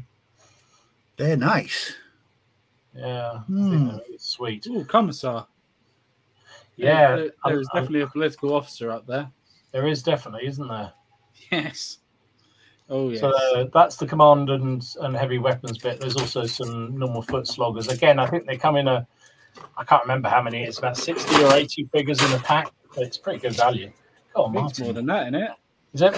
Yeah, it was like 120 or something stupid. Really, that number? Blimey. Yeah, I think it is. It's something ridiculous. Maybe 100. Look sweet. Because they'd work well for that old group, wouldn't they? I think that's what they're targeting with them, I believe. That's certainly what I was tempted to get them for. But I haven't. I've so far resisted on that. There you go. 3 things I've resisted. Jesus, I'm a martyr. I am a martyr today. I don't like it when you go on holiday. I lose out on sales. Dude. I can't upload my hobby stuff. Oh, dear. So the other thing I saw was Geek Villains showed off 2 new mats. Yes. I love Geek Villain mats. They're fantastic. This one, cool. I can't remember what this one's called, but it's got little flowers and whatnot on it. Looks really, really nice. But this one got me really excited, guys. What do you reckon to this? So this one is branded as a Warlord Games product, and that is Waterloo. Yes.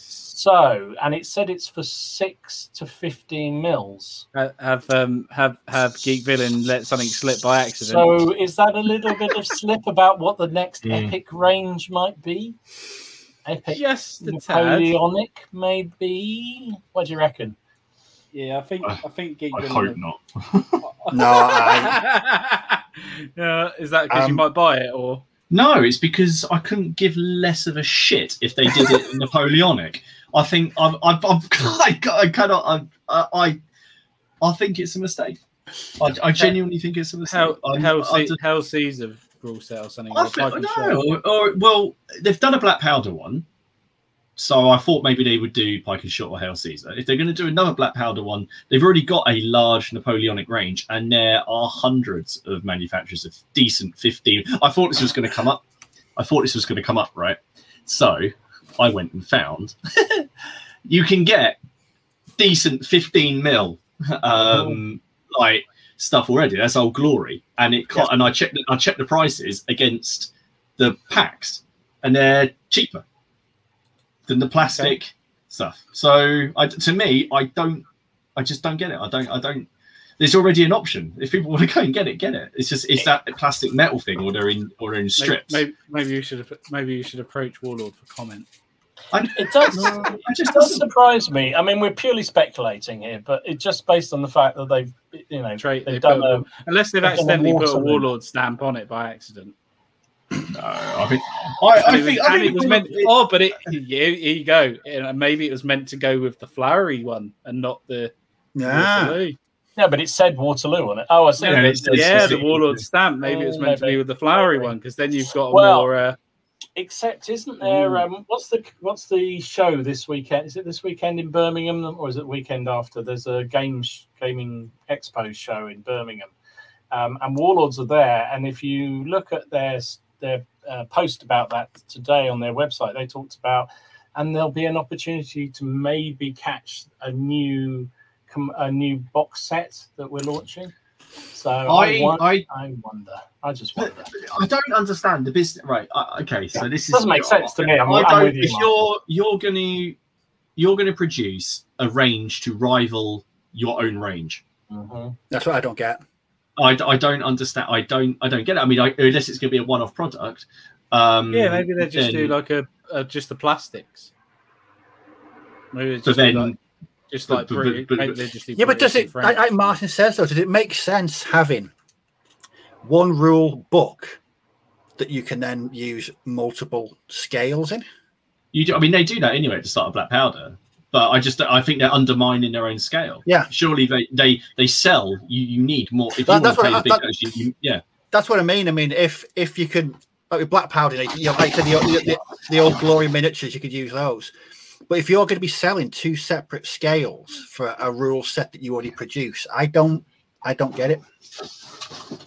No, I don't either. I mean, I think people can use it, definitely use it, but I would thought maybe American more of independence. They haven't got such a big. Well, their range is the old. Is it Wargames factory stuff, isn't it? Yeah. Mostly. Samurai. You've also got to think. Playing the other card, you've got to think what are popular periods for the mass audience that will buy their games. American Civil War certainly is. Napoleonic certainly is. Definitely. World War II certainly is. Now they're not going to do anything World War II because they're all over bolt action, and that would completely cannibalize what they're doing on bolt action. Well, the scale. Really, I don't know what sales are like of Warlord's 28 mil. Black Powder figures. I don't know, but it does. I agree with it. It does seem very odd, but maybe they've dropped. It's more likely, I would have thought, than AWI or Mulbarian or Mulbarian, ECW. Is there any other battles around Waterloo? There isn't, is there? It's just the Napoleonic battle, isn't it? What do you mean? Well, like periods that used Waterloo. That used that battlefield. Some Germans hid in the farm, I think, in the Second World War. But apart from that, that's about it. Is that when a Sherman tank came down and broke down? Oh no, it's a different thing. Yeah. No, Waterloo's. We'll have a battalion of SS coming towards it. Oh yeah.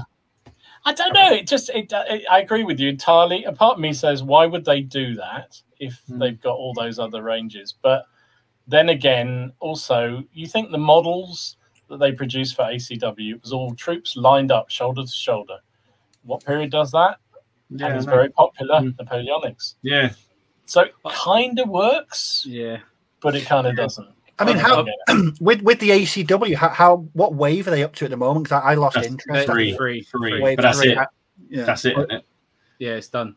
No more waves after that. Yeah. No, that's it. Yeah, that's finished now. That's the range. I'll tell you what is interesting now. I will put this out there, right? My personal feeling is I reckon it's Warlord meant to be on that one instead. Do you think it's just a simple mistake? It could be a simple mistake because that is a generic one for any sort of English Civil War, anything Hell Caesar related, anything Pike and Shot related. But here's the question: why would Warlords bother putting their brand on that When over they any put it of on one? Yeah.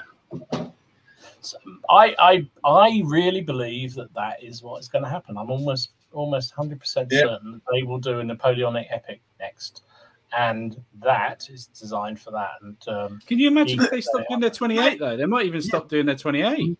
Because there's a lot. But then the Perrys are better anyway, aren't they?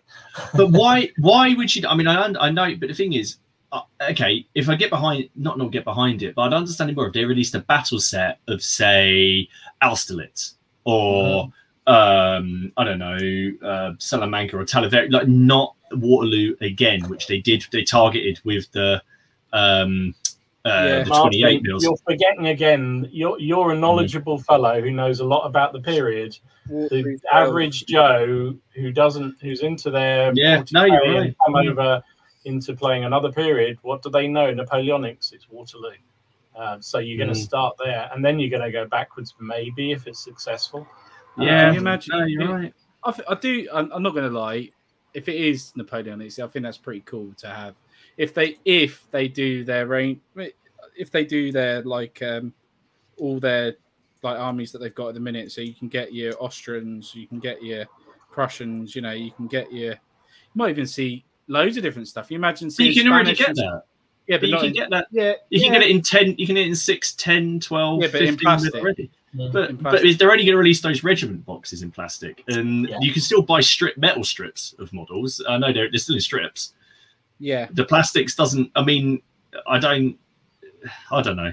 I don't know. I don't know why I'm so against him. No, I'm very angry. I've never Martin got very angry about like Greeks and stuff in that range would be really cool. Like Pike blocks and even ECW would be really nice in that range, wouldn't it?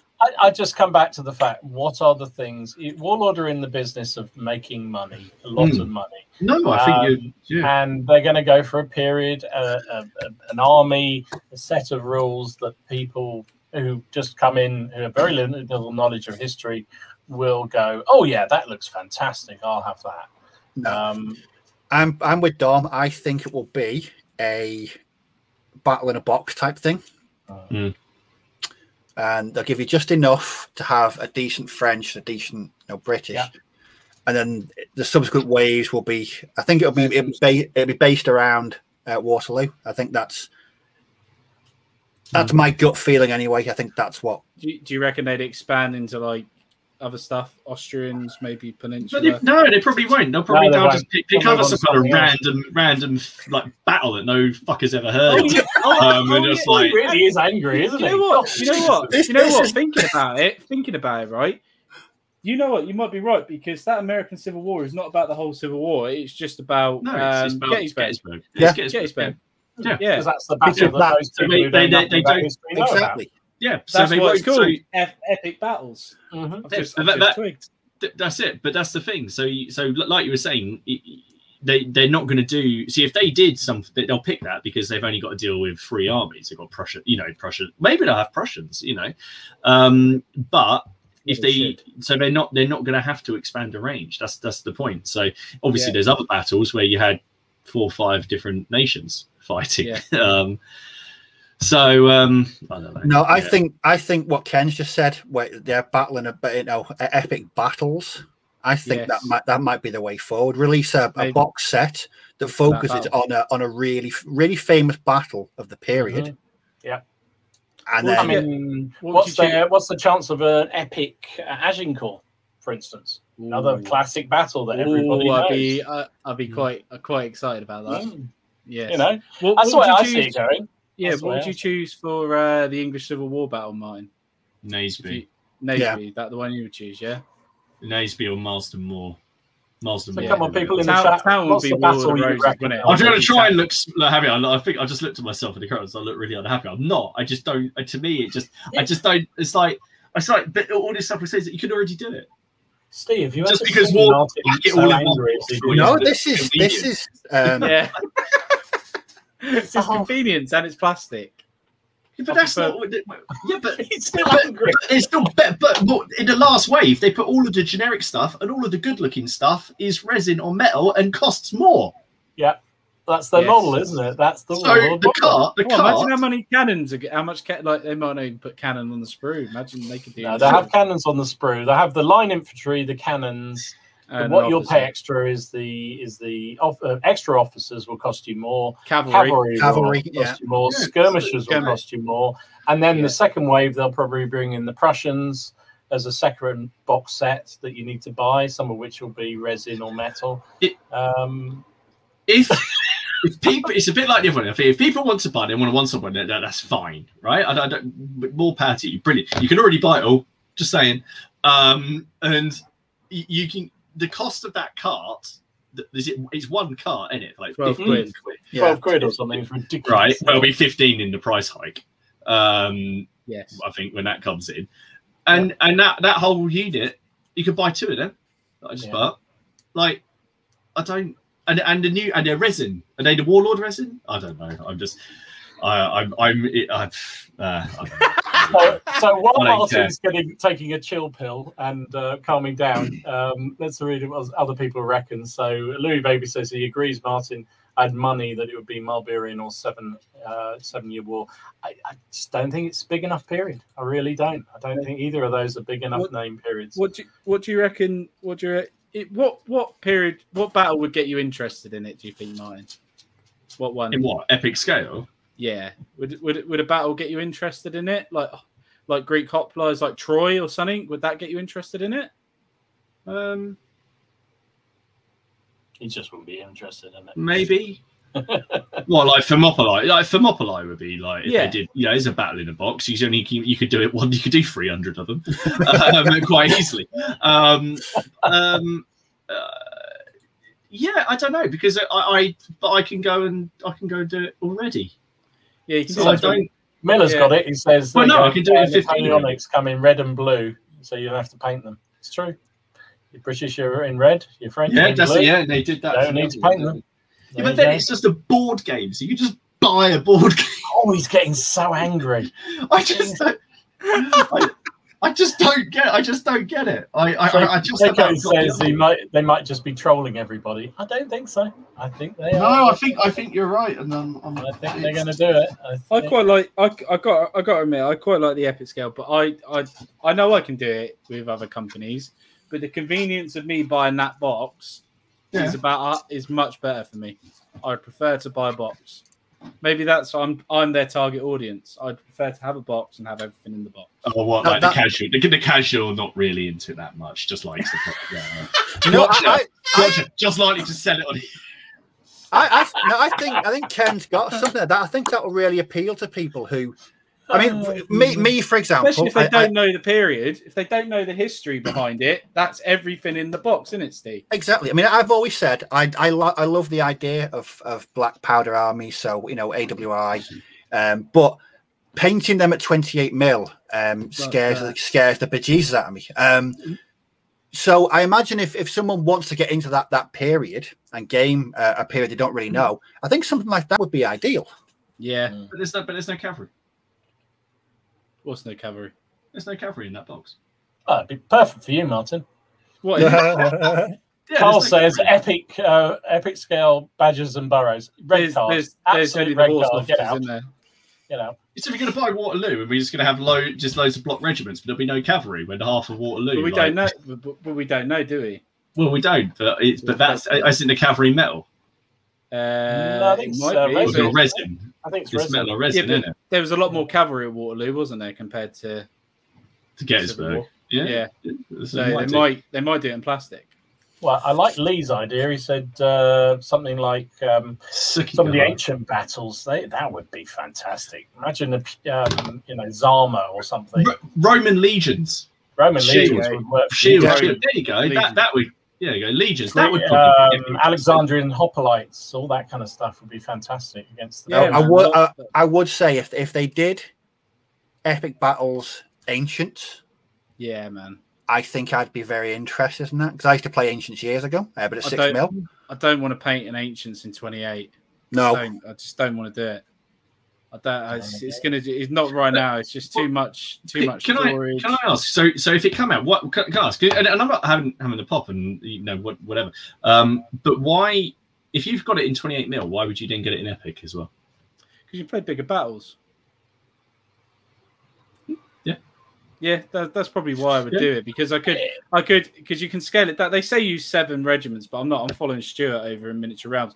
I'm going to use 3 for a standard, 4 for a large, 2 for a small, 1 stand for a tiny, instead of the 7 they say for a regular. And then you get more battalions on, couldn't you? And you could actually have that fight then. Yeah, that's cool. Yeah, that's why I would do it. But then have like the really like beautiful picturesque battles in 28. Like when we play Black Powder, like do like a campaign stuff like that. I wouldn't lie if I didn't have thousands and thousands of 15 mil Napoleonics already. I'd be tempted by that for exactly the same reason as you just say. To play it in big scale, isn't it? To play a big game without having to have a massive table to do it. It's just the time as well. How long does it take to paint? Not going to lie, it took me 6 months to paint those like 15, 16 battalions. You know, I think in 6 months at 15 mil, you can get that done a lot quicker. You can get a lot more done. I agree. I think you can. But my point is, you can already get it. Yeah, you can. You absolutely can. But you can't get it all in one box. No, you can. ESR sell it all in one box. Do they? They sell it. Yeah, because I went and looked before the stream because I knew this was going to come up. So I think Paul's got a point. He says he believes the whole epic thing is geared towards the entry-level gamer. And I think he's right. I always thought that with that ACW thought. It's like you say, Ken, it's a battle in a box. It's everything you need in the battle. And then once they've got it hooked, here's a few cavalry to go with it. And here's a few extra things. Have you tried our 28 mil range? Well, not even that. It could be, and bang, here's a entry-level Napoleonic game next, and then there's the Battle of Zama, and then before you know it, you've got 5 or 6 different army boxes with everything you need to do.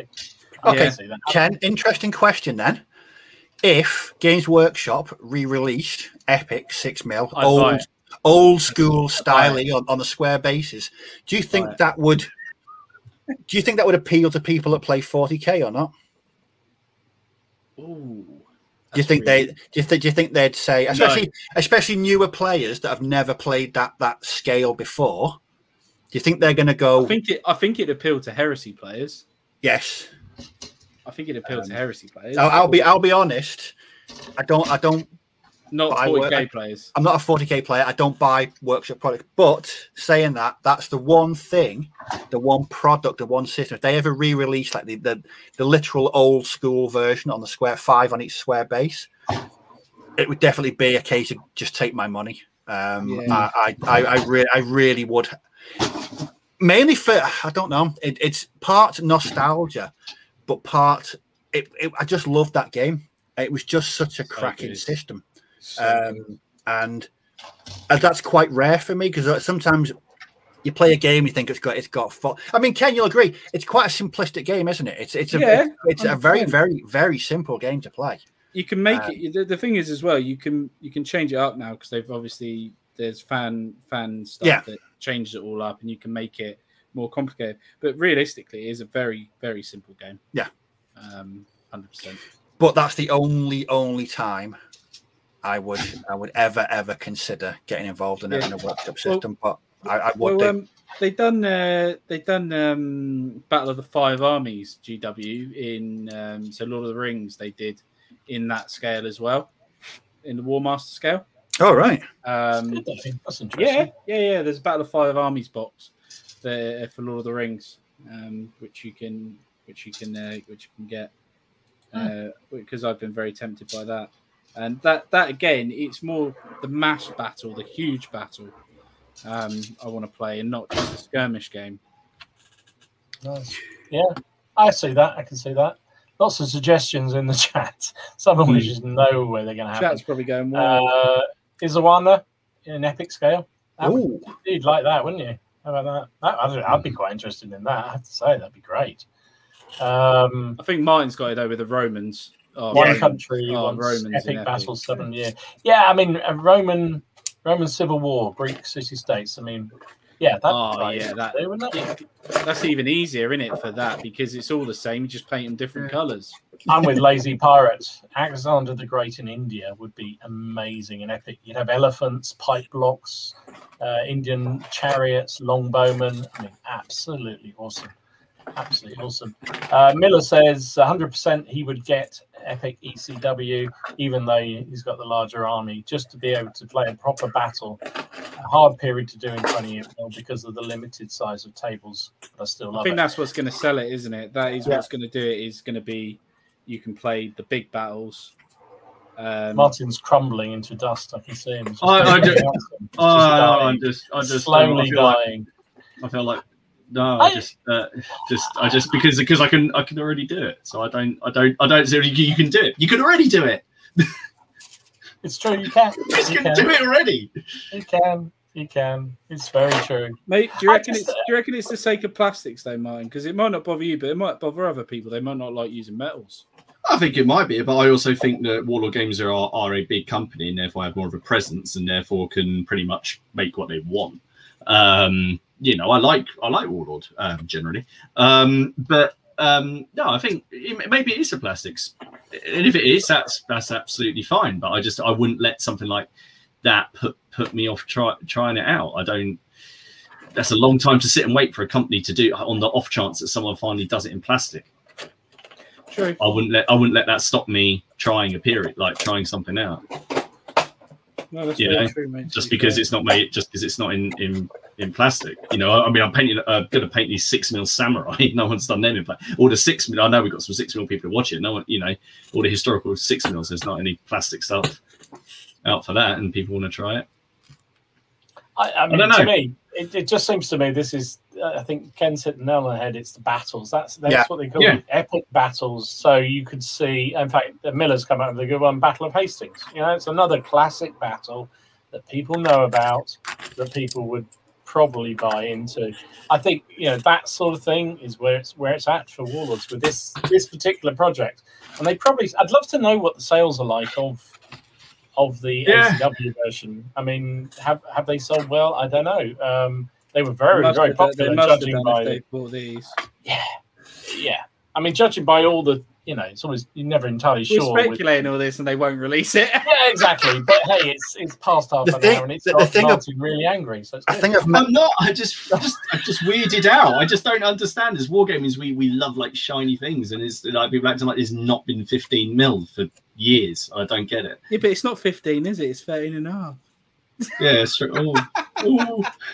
I've said it before. 15mm. I love 15mm. Nothing wrong with 15mm. I've said it before with those ACW ones. I painted 2 bases, and while I like the way they turned out, they bored me senseless painting. Yeah, I agree. I couldn't wait to finish them, and I was like, I'm never painting these ever again. I don't know what it was. I was really, really looking forward to painting them because I love the way they look, and then I thought, yeah, I'll get these done, and it's very rare that I get bored painting, but they did. Unless it's French. Yeah. I think that's part of the maybe that's part of the reason I'm not. I watched so I didn't buy that War Games Illustrated to get the free thing. I watched everybody's videos on it and just looked at them and just went, yeah, I like painting. Okay, which is personal thing. I like painting at 28 because I like detail. I like painting. If I want to play a large scale battle game, like big scale, I'll just use like a board game. There's plenty of them that do it, and because you're already sacrificing. See, I don't agree with that. I mean, I don't agree with that at all because I think you're right. I mean, part of the thing about 28mm is the uniform, the detail Andy said it here. It's an odd choice. The uniform nuances are so important, and it's true. But even at 15mm, 10mm, you can get a lot of that detail into the figures. Maybe not. I mean, no, that's what I mean. I don't mean. I'm sorry. I should correct myself because I've got 15mm. I mean on these ones that everyone is saying. And someone Miller's just said here. Paul Becker's made a good point. So many people are showing off buying the starter, and he's yet to see someone who's actually finished or shown off an entire completed box. I shall do that. Challenge laid down, and then accepted. Do you know? I think in a way that misses the point a little bit, because I think the thing about those figures is when you look at them, they are. You'll agree, Ken. They are actually pretty detailed. Yeah, they are. Pretty cool. Don't get me wrong. It's just very boring to paint. I loved the way they looked, and when they were finished, I was properly made up with how they turned out, because for me it's a sweet spot scale. So it's not quite 28, but it's not quite 10mm. If I just had patience and they didn't, I don't know. It was the thought of painting the same thing over and over and over. But is that the problem with ACW? That suits my painting style so much. Batch painting like that. If you were painting different Napoleonics, where you had to do a little bit of different colors on them or different what have you, would that change that a little bit? I mean, collars and cuffs are different. Yeah, great coats and different colors. And mate, I'll tell you what, this one, if it comes around to it and it does, and they do the waves, I'll probably buy into all 3 waves. You heard it here first. Yeah. We did try, Carl, to get John on, and he did accept at one point, but then he backed out. He wasn't very well, and Warlords aren't taking our calls. Funny that. They're not going to now, are they? Definitely not going to now. And everyone's saying that they should do an epic Viking thing, so that Ken would buy into that. Probably would as well. He loves Vikings, he does. Anyway, before we go too far down this rabbit hole, enough to say about we should give the code out, shouldn't we, really? That would be good, especially because if it is true and this comes out, you could actually buy epic Napoleonics if it exists from Jim at Reaper Games with the code. Which this code, if you use this one, PCP10, will give you an additional 10% off your order with him. Now, bear with him; he's a one-man band. He does order it in and then send it back out, so there can be a little bit of a delay, as we found out with the Perry stuff, because we're getting a heavy discount. So it's a very heavy discount. So you get 30% off, basically. So that's and Jim does Mantic stuff, Warlord stuff, Perry stuff. What else does he do? Lots of goodness, lots of really good stuff. Go and check out the website. If it's not on his website, you can order it. That is very true. Yes. Anything plastic related. Rumor has it he's got a Rorke's Drift for somebody. I don't know who's going to buy that one. No, I'm deliberately not looking at it because I'm going to finish, because I've nearly finished my ECW project, and I've just finished it, and I'm pretty close to doing finishing the Kingmaker. I'm just making up my 36th base of stuff. No, 36th unit rather. And then when I've cleared that, I believe there will be some Anglo-Zulu war having to happen, because someone sent me a box of that. I just remembered another piece of news. I just remembered it before I forget. Is that all right? Go for it. So because he's in the chat, and I did promise. So Miller from Miller's Miniatures, he's involved with the charity, which is called Model for Heroes, which is based down in Malden at the Combined Military Services Museum down in Malden. And basically it happens on the 1st and 3rd weekends of the month, and you can go down there and you can build some models. They have this massive stash of models. You go down there, have a chat, have a biscuit, and it's like ex-service personnel, or anybody can go along, but I think there's ex-service personnel and emergency service people who go there, and it's have a biscuit, build a model, you get to take it home. They supply everything you need, so they've got all sorts down there, and it takes place in this place where, of course, you've got some very, very cool uniforms. It's a very nice museum on Station Road in Malden. I thought I like this one. He sent me this photo. Look at that. Oh, fuck me. Rumor has it that's Steve's living room. Oh, man. But it's so the next one is on the if you're down it or if you lived in there, it's on the 1st. The next one's on the 1st of August, and then on the 15th. But if you go over to Miller's channel, he's put a video up about it, and you can get some more details there. Rumor also has it that 5 years ago, someone accidentally cut the power doing an archaeological dig to that entire road, and might have knocked the power out in the museum, but I don't know who that was. Hashtag I blame mine. yeah. Is it bad as well that I did a job recently and someone said, "Oh, did you do a job in Malden?" I was like, "Yeah." He goes, "Was it you that cut the power?" Like, yeah. Yes, was it actually you or your digger driver? No, well, he was driving the machine, but I was standing in front of him telling him where to dig. Oh, you're one of those, are you, Martin? You're one of those people. I know who they are. I cut our fibers. Oh yeah, no, don't worry. No, this wasn't fiber. This was an 11 kV cable. Oh shit! Yeah, bang! But yes, but no. Head over to Military. It's a very good cause, and you'll get to go down there and do some modelling, which will be very cool. Very good indeed. Very well remembered. The other thing I forgot with Jim was that everybody who places an order this month gets put in a prize draw to win the train. It's what's his Mel's book, isn't it? The train. Yes, Terrain Shooter. Yeah. So that's a really good thing as well. I think it's a really man. good. Really do you know what? I'd love that book, man. Yeah, it does look really good. Looks awesome. I think he said in the chat that the order's arriving tomorrow, so everybody was waiting for their stuff. It's arriving tomorrow. Does it surprise you that I've got Wars of the Roses figures in that order? Not in the slightest, Steve. We cracked him, didn't we, Martin? We did. That episode was tantamount to abuse. I mean, I just hope you realise that it was 2 hours. It was 2 hours of me being kicked in the throat. By Perry Plastics. By Perry Plastics. Do it. It was like subliminal advertising going on completely. Subliminal. It's about subliminals as a sledgehammer to the temple. Just buy them, you know you're going to buy them in the end. So, and then it was like at the end of the stream, he was just like, "Oh fuck it."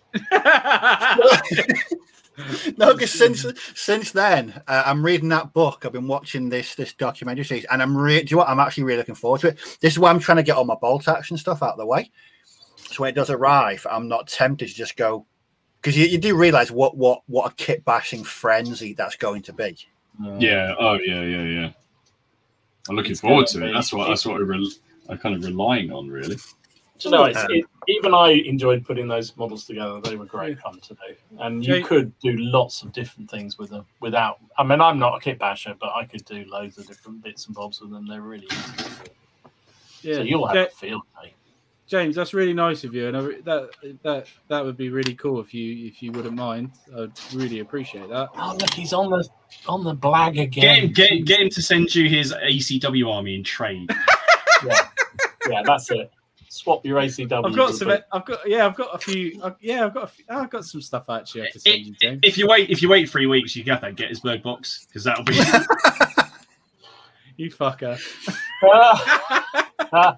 So, Steve, there's going to be a challenge we're going to have to place on you that when you get these War of the Roses figures, yes, we want you to place. What do we reckon, guys? A bit something from one of the GI box sets or German Second World War. What do we reckon? I reckon he can get some German in there somewhere. German in there. I've got the head. Warlord heads do fit them. They look just. They do. They're just a tiny bit big, but not enough that you'd know. I've just done one now of a British leering Tommy. I don't know how well he's going to come out with a bow and arrow. So they do. Right. They do fit. Yeah. I've got loads of those old British infantry heads that look like a collection from an old folks home. That'll do. They're not. No, I am actually really looking forward to it. I didn't think I would be, and I think not choosing a particular house or retinue. I think just going for mercenaries. I think for me, that's best for you, mate, isn't it? Yeah, because I can just go a bit mad, like. But I'm looking forward to the basing as well. I am gonna be using the mud effect, like I said I was going to. So yes, really, really looking forward to it. So superb. I'm looking forward to seeing the results. We just all copied Martin's basics. We have. Awesome. We have just stolen all his ideas. So shall we just have a look at some of the work people have been posting in the Facebook page? Reminder to go along and join that. 250 members almost. It seems like only a couple of weeks ago we were saying we'd almost hit 100, and now we're 250. Fantastic. So once again, sorry if we miss you. It's not deliberate. We can't show every picture, but we do try and pick up a few each week just to show off. But there's so many people doing some really good shit. It's really good to watch. So I'm going to start off with this one, which really caught my eye. This is our mate Sean. Look at those babies, mate. They are absolutely. I'm going to take the code away just so you can look at Sean, them properly. I forgive you. They're on bases because they look that good. That just makes them even better, doesn't it? Yeah. I mean, so that's a commission he's done. I mean, Jesus, how nice. I wouldn't want to get them away. They are absolutely fantastic. Just awesome. He does some fantastic work. I don't think that's why I could ever do commission work. No, I couldn't. Because you'd just be like, I love these so much. I just don't want. Yeah, it'd be painful. Brilliant. Anthony showed off his gunman. Hey, Wild West stuff. Wild West very cool. It's got a Dolores in the background as well from Westworld. She's one of the special ones that they do. One of the special ones, but I think it's another one. He's done some. He's just done Confederate Renegades. Some from the plastics. How's he done those basing? I do like the basing on those Wild West guys. Yeah, no, sure. They're up in the Facebook group. So give them an ask. Yeah. So there you go. Really nice. Really, really pleased with those. Or impressed with those. We've got Anthony's Brunswick Hussars. We did a video on this. Really, really nice. I think they're front ranks. Really, really nice metals. I do like them. I'm into me Brunswickers in a big way. See, with Anthony as well, he's another one of those people I'm supremely jealous of, and that he just paints Napoleonics so fast and just gets them out and just he does just bosh them out, doesn't he? It's a skill I will never. Was it Dirty Harry said, "Man has got to know his limitations." Well, that's my limitation right there. Awesome. Really love his work. We got Benjamin. He had a game of Flames of War. Which always seems, every time I see a Flames of War game, I've never played one, but it just seems to be wrecked armor fighting vehicles everywhere, just everywhere. So, but nice looking game by the look of it. We got. I love this figure. This was Dave shared this off. This is Templar Knight, which he said was from Fireforge. I just love the animation on that. I don't know whether it shows up. Lovely miniatures. Fireforge makes it. I've painted some of their Templars, and that is such a nice kit. So nice. What I love about that model is, I think that's what I can see there. It looks like he's put sort of blood on the edge of that shield. Yeah, see that? Just like he smacks somebody in the gob with it. I love that. That's brilliant. Really, really cool. We've got, there you go, one for you, Ken. One for you, Martin. Sorry, Edward. I know. They do. Do you know? I even started planning my basing and stuff, and like how I was going to do it. I'm trying to find some books in a minute, just on like the organisation of the British, like the Zulu stuff is like I think I can get my head around crazy. But I was trying to find out how many men were in a company and all this kind of stuff, and then I got distracted, and I stuck two together. Welsh Guards, isn't it? It's the Welsh Guards, isn't it? Is that the right regiment that were there? Wasn't Guards. No, not Welsh Guards. The Welsh regiment. I remember that much. Yeah, wasn't it? Well, they're Welsh in the film, but I think I think only about a third of them are Welsh, and a lot of them from like Warwickshire. Oh, okay. South Wales Borderers, is that it? I think it is. I think that's the regiment. Yeah. Usually, you had that Royal Engineers officer, didn't you? Yeah, Chard. Yeah, load of BCs, wasn't it? Oh, you're going to do Hook then, are you? Yeah, well, you see, the thing is if you get the battle set from Warlord, you get like the figures that are based on the film, but Perry's make the figures that are based on the photos of them in real life. So it's like, oh, what do you do? Which way do you go? I think you have to go film, don't you? Even though it's it's not 100% accurate. The thing is, though, if you look into the background of the real people, they were not how they were portrayed in the film. Yeah, I think Henry Hook's family were pretty pissed about the portrayal of. He was not what they made him out to be. Absolutely not. No, and another bloody Victoria Cross, for Christ's sake. So another one is no Colour Sergeant Bourne. He was only a young chap in real life. He wasn't, old. It's really interesting looking at the actual background of the real people and seeing how they're portrayed on the film. I watched a video recently where they did actually run through all the major characters. I can't remember who it was now. One of those. There's a really good guy on YouTube I'm watching at the minute, which other people might be interested in. It's called Red Coat History. And he goes walking around old battlefields, and he's just walking around all the Anglo-Zulu war. And because they're untouched, basically, he finds all the redoubts and the ditches are still there that were dug up and thrown up in defence, and not just in Sanwala and Rorke's Drift, but loads of others. It's worth looking at. He's not a big YouTuber, but he's doing Napoleonic battlefields as well. Used to be able to get holiday tours to those sort of things days when we were allowed to go anywhere. But Bastone's really cool for Easy Company during the Second World War. They still got their foxholes in the woods overlooking Foix, if you want to pronounce it. Yeah, I think when my dad was posted out in Germany, they used to nip across the border. He's been to the Ardennes. It's a fascinating place.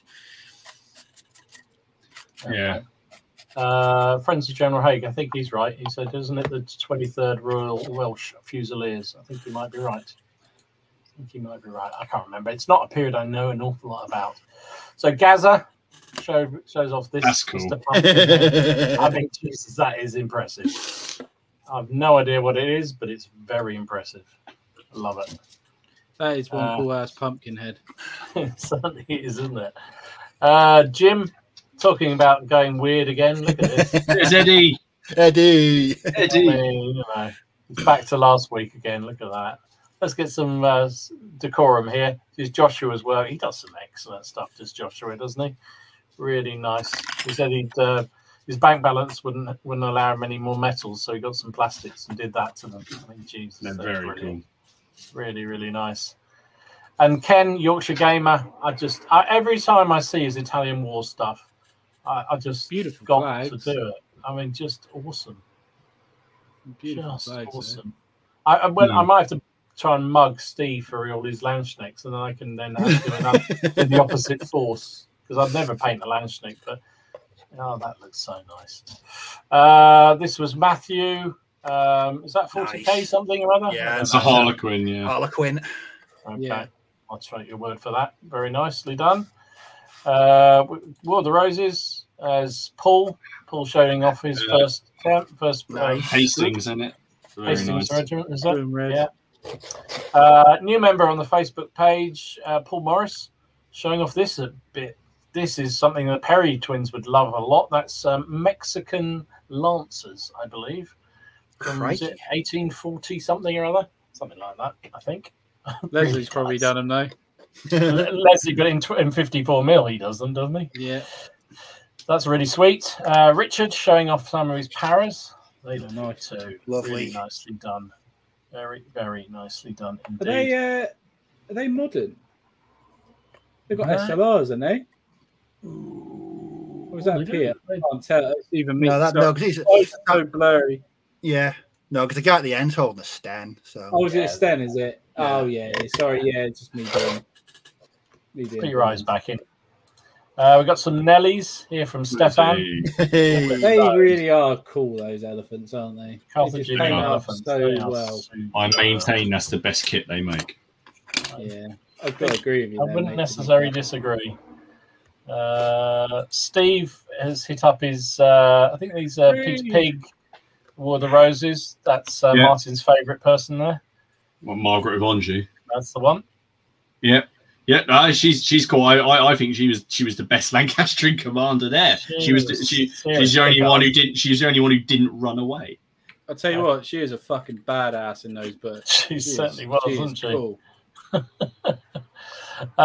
Tony's done that. So that's Sylvaneth, aren't they? They look cool. Yeah. I like those. I do like those. Nice models. basing. Nice bit of basing there. Yeah, really nice basing. Everyone's up their game on basing, haven't they? Big style. Makes style. Warren did these. I think they were AB miniatures. That's the Paras again, and that's the size comparison with one of his gunfighters. Yeah. I'll be honest. When Warren posted those, within 5 minutes, I was on the AB website. But I showed restraint. I didn't buy anything. Good boy. Well done. You've got a whole load of plastics already in the way, mate. And that's Stevens. Again, I have no idea. I'm at a loss for what they are, but they look they're Cordor. That still means absolutely nothing to me. Oh, yeah, they are. Yeah, of course they are. Very nice looking figures. He's done a really good job with them. But there you go. So that's a range of the pictures we had in. Thank you, everybody who sent them in. Really, really good to see. God, crikey, we're there. We've hit 2 hours. Would you believe it? So, do Martin want to do his thing? Yeah, do you want Martin? Overrun everybody, we've overrun, so we keep overrunning because people who are watching on the replay or those who come back to it can also pick it up. So, do you want to give us a little bit of insight into plastic crack heaven? So we are going to be putting the tickets on sale for CrackCon 2021 on the 1st of August. We already have had emails from people who wanted to basically be included in the email that will go out to say when the tickets are live.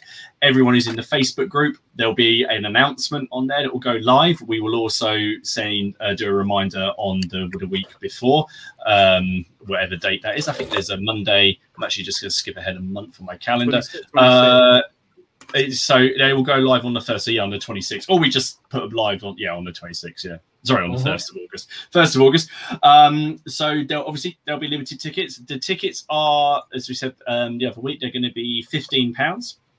And that covers your gaming for the day, and some food and drink and lunch and everything. There is a small booking fee, which because of the way we have to do it, which I don't think it's very much,